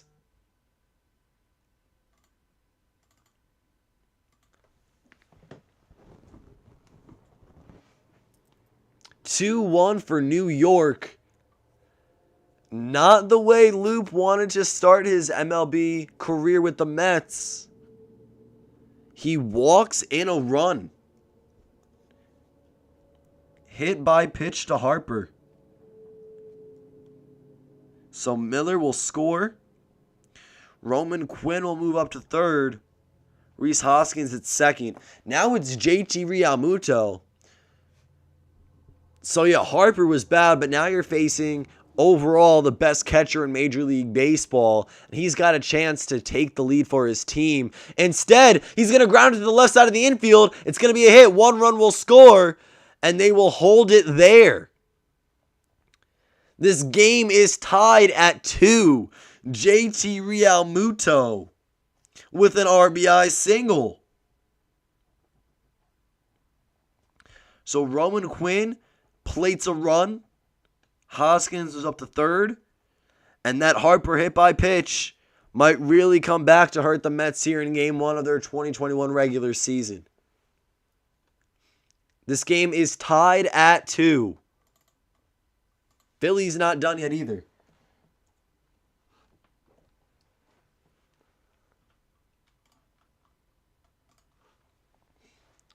Two bases are still loaded and 1 out for Alec Bohm. With runners in scoring position last year, Bohm had a .452 average, 3 doubles, 18 RBIs, 8 walks, and 4 strikeouts, which was the highest in Major League Baseball when it comes to the average with runners in scoring position. All of a sudden, the Phillies have jumped on the scoreboard. The go-ahead run is 90 feet away. Could potentially be the winning run as well if the bullpen can hold them. Instead, Bohm, oh my gosh, a ground ball to third base. Guillorme throws home. McCann cannot make the catch. 2 runs score. It is 4-2 Philadelphia, and they have just come back from a 2-0 deficit over the course of 7 innings. They were down by 2 runs ever since I believe it was the fourth inning. They have been down since the fourth inning. Luis Guillorme gets a ground ball. He goes to home with it. Instead of a double play, he goes home thinking they can go home to first. His throw is wide, not feet. Allows two to score. And Bohm is at first safely. So Jacob deGrom, much like years past, might not have lost this game because of his performance, but because of his teammates behind him. And that's no one's fault. Things happen. Now, Didi Gregorius to right field. That's caught. It's going to be a sac fly. Make it 5-2 Philly. Didi with a sac fly. And the bottom of the eighth does not look good for the New York Mets. It started with Trevor May. Then came Aaron Loop. A Luis Guillorme throwing error probably did cost them the game. So deGrom, again, brilliant on the mound, does not allow any runs. Has an RBI single. But it might not even be enough. Here's Segura with a runner on third, 2 outs. Phillies lead 5-2. Well, I guess there go my chances of getting a deGrom win and an Edwin Diaz save for fantasy baseball. Luis Guillorme with the difference maker and a bad throw home. It's 5-2 Philly. The Mets are forced to score at least 3 runs in the top of the 9th. And they have only had 2 runs throughout the entire 8 innings before.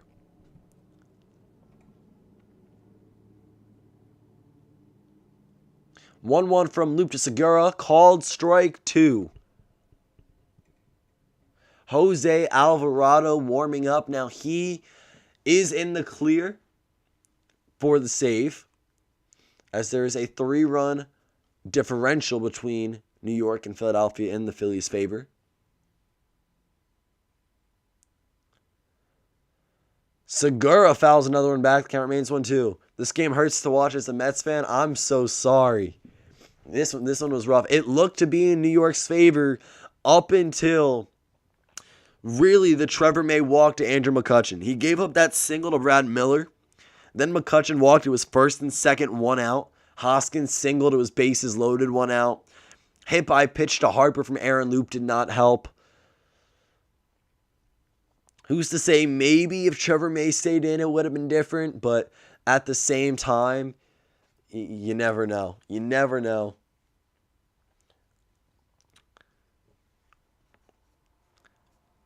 Coming into this game, only 3 teams were undefeated this season who have already played a game. The Mets and Nationals were also undefeated, but this is the first game for the Mets, tomorrow's first game for the Nats.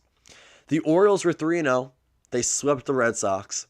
The Astros were 4-0. They swept the Athletics. The Phillies were 3-0. They swept the Braves. The Orioles lost 7-0 today to the New York Yankees, so they are now 3-1. The list of undefeated teams is down to 2. And that's Houston and Philly. Right now, the Phillies lead 5-2 over the Mets. Segura grounds one to the right side of the infield. McNeil's there to make the throw over to Alonso. That ends the inning. The Astros lead 3-0 over the Angels. So after tonight, we may only see 2 undefeated teams. If that. Maybe the Mets come back and pull another upset. Maybe the Astros lose, even with their lead early on in tonight's game. But we're heading to the top of the 9th, and the Phillies are 3 outs away from going 4-0 to start the season. Huge upset for New York Mets fans. Jacob deGrom with another terrific outing. 6-run baseball. 6 innings of baseball. 7 strikeouts, I believe. 2 walks, no earned runs, 3 or 4 hits. Very limited. And then in comes the back end of the bullpen, and the bullpen seems to bite New York consistently. And they've upgraded the guys for the later innings. Trevor May, Aaron Loup, both new additions. Both are new additions going into this season.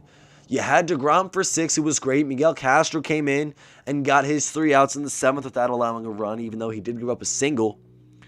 Then May and Loup just struggle in their Mets debut, and it costs New York 5 runs. So they have to score 3 runs here before 3 outs, or they start the year 0-1, which isn't a huge deal. 0-1, it's not like this is a make or break game to get into the playoffs. It's not like this is the playoffs. There's still plenty of time. This game does matter, maybe not as much as others do, but okay.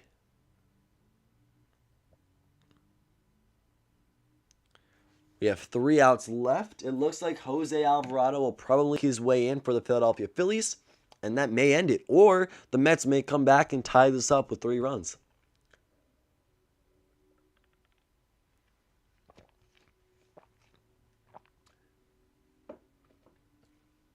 And that throw from Luis Guillorme was wide. I would not credit James McCann as the reason why those runs scored. You almost think if Guillorme tried to go the natural double play, second to first, they might have gotten out of the inning. But again, you can't take it back and we'll never know. The throw was very wide, and for James McCann to stay on home plate and catch the ball at the same time, it would not have been possible. His glove needed to be a little bit higher. So, rough for McCann. He would have had to turn his body instead of straddle home plate. He had 1 foot on the plate and 1 arm out. He would have had to kind of turn his body a little bit to make that catch.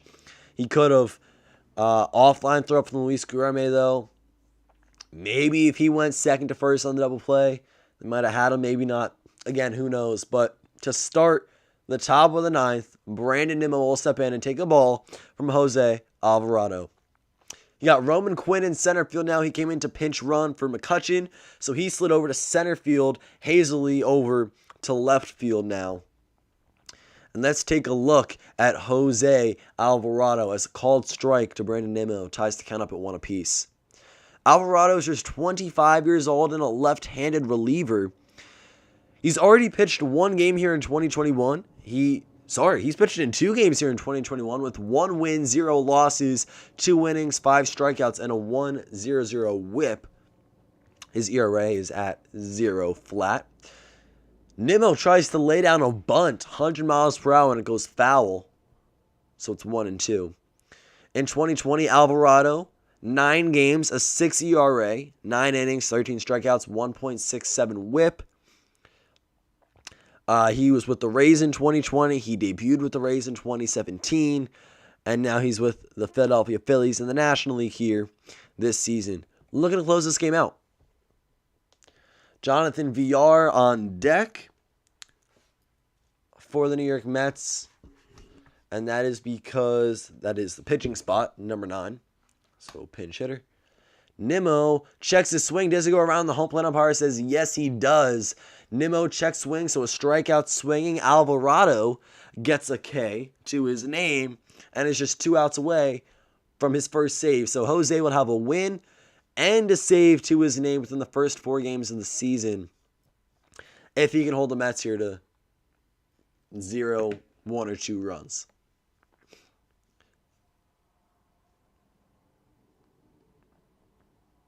So Brandon Nimmo goes down on strikes. Jonathan Villar also making his New York Mets debut, I want to say. Let's see. I believe this is his first game, his first regular season game with the Mets. I'm just going to fact check that really quick. Let's see. 2020, he was with, the Blue Jays and the Marlins. So this is the 6th Mets debut I'm calling live. We're doing the play-by-play. We captured Pilar, Lindor, McCann, May, Loup, and now VR And it didn't go so well for a few of those guys. May and Loop, McCann with that dropped ball at home. Again, you can credit him with the fault. You cannot. Luis Guillermo, the throw was off. So, if anything, it goes both ways. But the count is 2-0 to VR, who is really needing to get on base. If you're the New York Mets right now, you don't want to go down to your final out and need to get two guys on and then a 3-run home run or something to tie it and stay alive. Yeah, the Mets were looking good up until the 8th inning. Their bullpen comes back to bite them again. Only the first game. It doesn't mean a lot yet. Of course, it's always nice to win opening day for the Mets. This is opening day, as VR takes 100 miles per hour for strike one. But you know, it's not a deal breaker. The Mets are going to go down 0-1 to start the season. Like, it makes no difference whatsoever. The division is not on the line. There's no postseason spot on the line. Right now, it's just kind of getting back to the swing of things.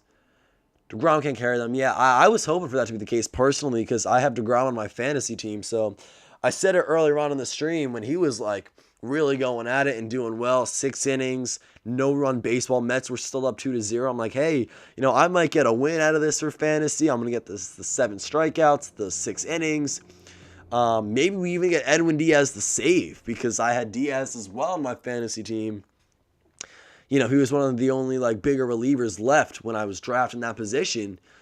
And instead, there's really no save opportunity at all for the Mets, at least not yet. It's 2-2 to VR as he fouls one back. Alvarado at 9 pitches on the night. So a bit of a disappointing and a dim ending to this game for the New York Mets. They're still alive, though. Game's not over until it's over. The last out has not been made yet. But we're pretty darn close. 2 balls, 2 strikes to Jonathan VR, who is pinch hitting in the pitcher spot. No one on. Top of the 9th, 1 out. Mets trail by 3. VR checks his swing. He does not go around. The count is full. It's VR, Pilar, and if necessary, Francisco Lindor. Pilar is 0 for 4. He made his Mets debut today and is hitless thus far.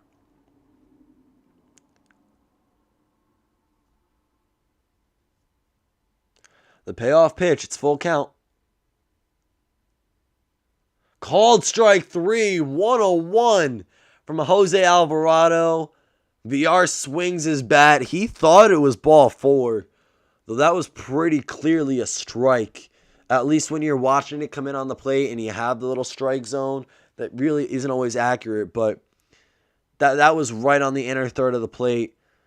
Down and in. Great location from Alvarado. 101 on the radar gun.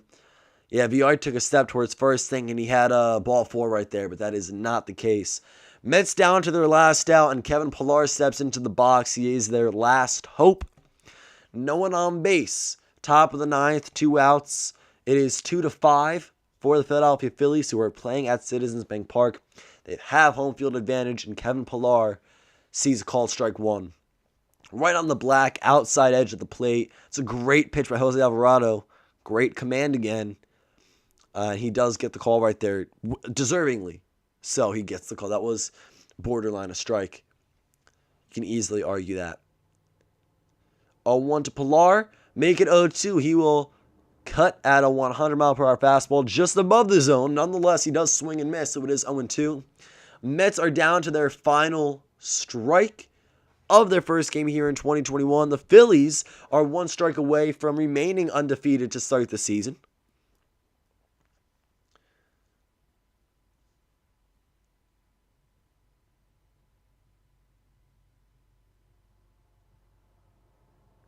Alvarado, 13 pitches, the 0-2 payoff pitch to center fielder Kevin Pillar.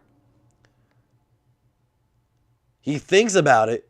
Way high, 100 miles per hour, but he does not swing. Smart move right there from the outfielder. So staying alive, at least 1 pitch more. The count is 1-2.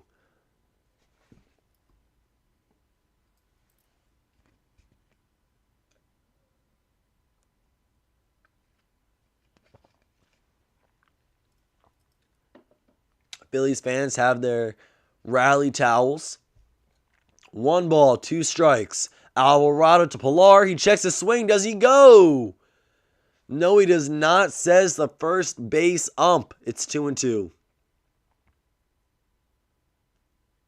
Another thing is that this was the Mets' first game and the Phillies played 3 games already. Yeah, I mean, honestly, maybe if you got Loop and May a little more pitching in, like if the start of the season for them wasn't far away from spring training, because it was about a week difference, a little over a week without playing in some sort of exhibition or spring training game or whatever. Obviously, there were workouts in between. Pilar with his first hit. It's not over yet. Pilar's got a single to center field. Here comes Lindor. But, obviously, the bullpen did kind of struggle a little bit in that 8th inning against the Phillies when they gave up the 3 runs. First game of the season for the Mets, and we've been saying that since the 8th inning when this has kind of all gone down and when it went downhill for this New York franchise. Again, it doesn't make or break their season whatsoever. It's the first game for them. It has no meaning. The Phillies, if they advance to 4-0, yes, they would be winning the division, not by much. And at the same time, it's like there's still so much more baseball. If this is not a 60-game season, if this was last year, game 1, the Phillies were going up 4-0, that's 1/15 of the schedule, So you're already losing time to bounce back into things. But right now, 162 games, the Mets still have 161 to go out and prove themselves in. I'm not concerned at all. I think the Mets are still going to be a very competitive team and a very good team.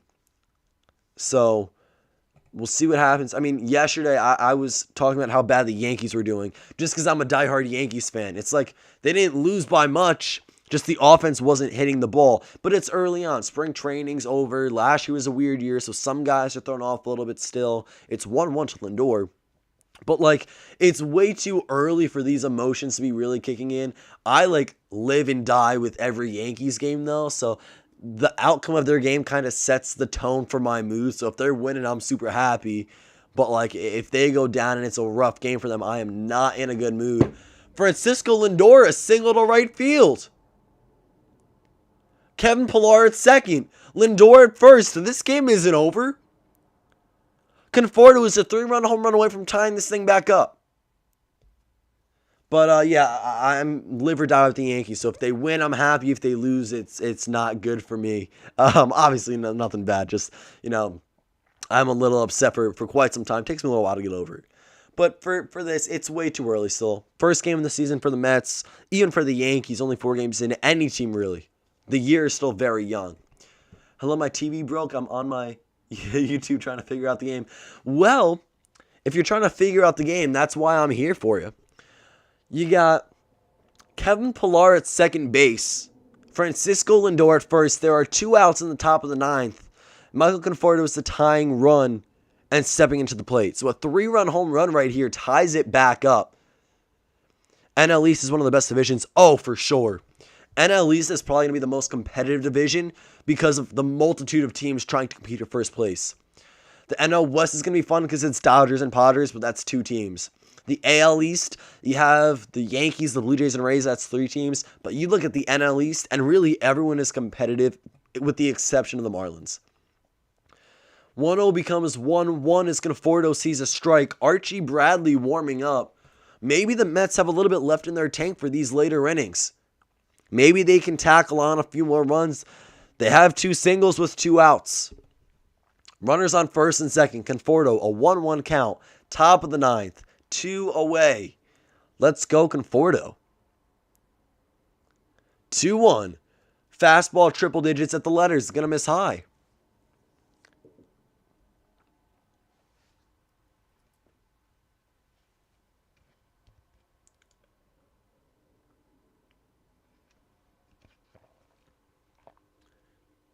Marlins in a rough spot last couple years. Yeah, other than 2020, which is because of the abbreviated season, they're working on the rebuild. I love the Kim Ang hire. You still have to have faith in Derek Jeter. Conforto sends one to right field. It's going to drop. It's going to drop for Conforto. Bryce Harper dives, cannot make the catch. Pilar will score. Lindor to third. Sorry if you're using headphones. I'm probably screaming really loud into the mic right now. But this game is not over. It is not over. 5-3 now. Now let's get this win, Mets. We still got time. Still plenty of time. Conforto with the top of the ninth, 2-out single. We've had back-to-back-to-back base hits for the New York Mets, resulting in 1 run. Runners at the corners. The go-ahead run now steps up to the plate, and it's in the form of Pete Alonso. The right-handed slugger, Pete Alonso, comes into face lefty Jose Alvarado. Almost a little surprised the Phillies aren't going to Archie Bradley right here. Righty. We'll see. An item flew onto the field, so there's a quick timeout. Miracle Mets in the chat. Yeah, I mean, hey, it's not over till it's over. It was a line drive from off the bat of Michael Conforto to Bryce Harper. He dove to try to save it and end the game. Just bounced off the glove. It allowed Pilar to move up 2 bases, Lindor to move up 2 bases. So Kevin Pilar scored. Lindor is at third. Conforto at first. Pete Alonso's up, and Dom Smith will be taking over for J.D. Davis if we get that far. Dominic Smith is in the circle. Alonso to right field, Harper at the wall, and it is caught. Pete Alonso was 2 feet away from a 3-run home run that would have given the Mets a 6-5 lead. Bryce Harper was up against the wall when he made that catch. The Mets fans, well, you almost held on. New York came so very close to winning that game in a bunch of different instances. Jacob deGrom, 6 strong innings on the mound. You didn't expect anything less from him. He had an RBI single, accounted for 1/3 of the runs for the New York Mets. And to be fair, the Mets had it until the 8th. You know, deGrom was 2 for 3 with an RBI as a hitter. 6 innings, 3 hits, no runs, 2 walks, 7 strikeouts. deGrom killed it on the mound. The Phillies scored 5 runs in the 8th. Trevor May gets credited with the loss. It was a 3-hour and 15-minute game from start to finish. That was rough for the New York Mets. Obviously, would love to start the year on opening day for your team with a win. Wasn't possible for New York, but you got to get them next time. Tomorrow, next game, Mets, Phillies, 7:05 Eastern start. Game 2 of the set. Game 5 for the Phillies here in 2021. Game 2 for the New York Mets. I mean, yeah, deGrom, 6 innings, 2 hits, an RBI. 7 strikeouts. 2 for 3 at the plate. He was so close. He did so much to help this team. And just was not enough, which is insane. Hello to everyone in the chat and in the stream. Thank you for joining me here today. Unfortunately, this game is over. The Mets have officially lost 3-5. On a personal note, love that the Yankees shut out the Phillies 7-0. Shut out the Orioles 7-0. Stanton with the grand slam, Judge with the solo homer. I would have loved if deGrom got the win here today for the Mets. It also would have helped my fantasy baseball team a little bit more. But hey, next time around. And for you guys, Mets fans and the New York Mets, go get them tomorrow. End the Phillies winning streak. Stop it at 4. New York Mets. First game of the season. Lindor made his debut. Pilar, McCann, May, Loop. Jonathan Villar also came in for the Mets. He had an at-bat. So here we go. That is it for this one, guys. The New York Mets lose it by a score of 3-5. They almost hung on at the end, scored 1 run in the 9th, but not enough to combat the 5-run 8th inning the Philadelphia Phillies had. Guys, that's going to end it for me. Thank you all so much for watching. If you enjoyed, don't forget to drop a like down below, comment, and subscribe if you haven't already. Subscribe, join the team if you are new. Turn on your post notifications if you like this kind of content. I live stream a lot over the course of the regular season this year, especially 2021. huge content year for me. Have a lot of things planned and a lot in store. Hope for this year to be the biggest one yet for me here on YouTube. But guys, thank you all so much for watching. I will see you all next time. Peace.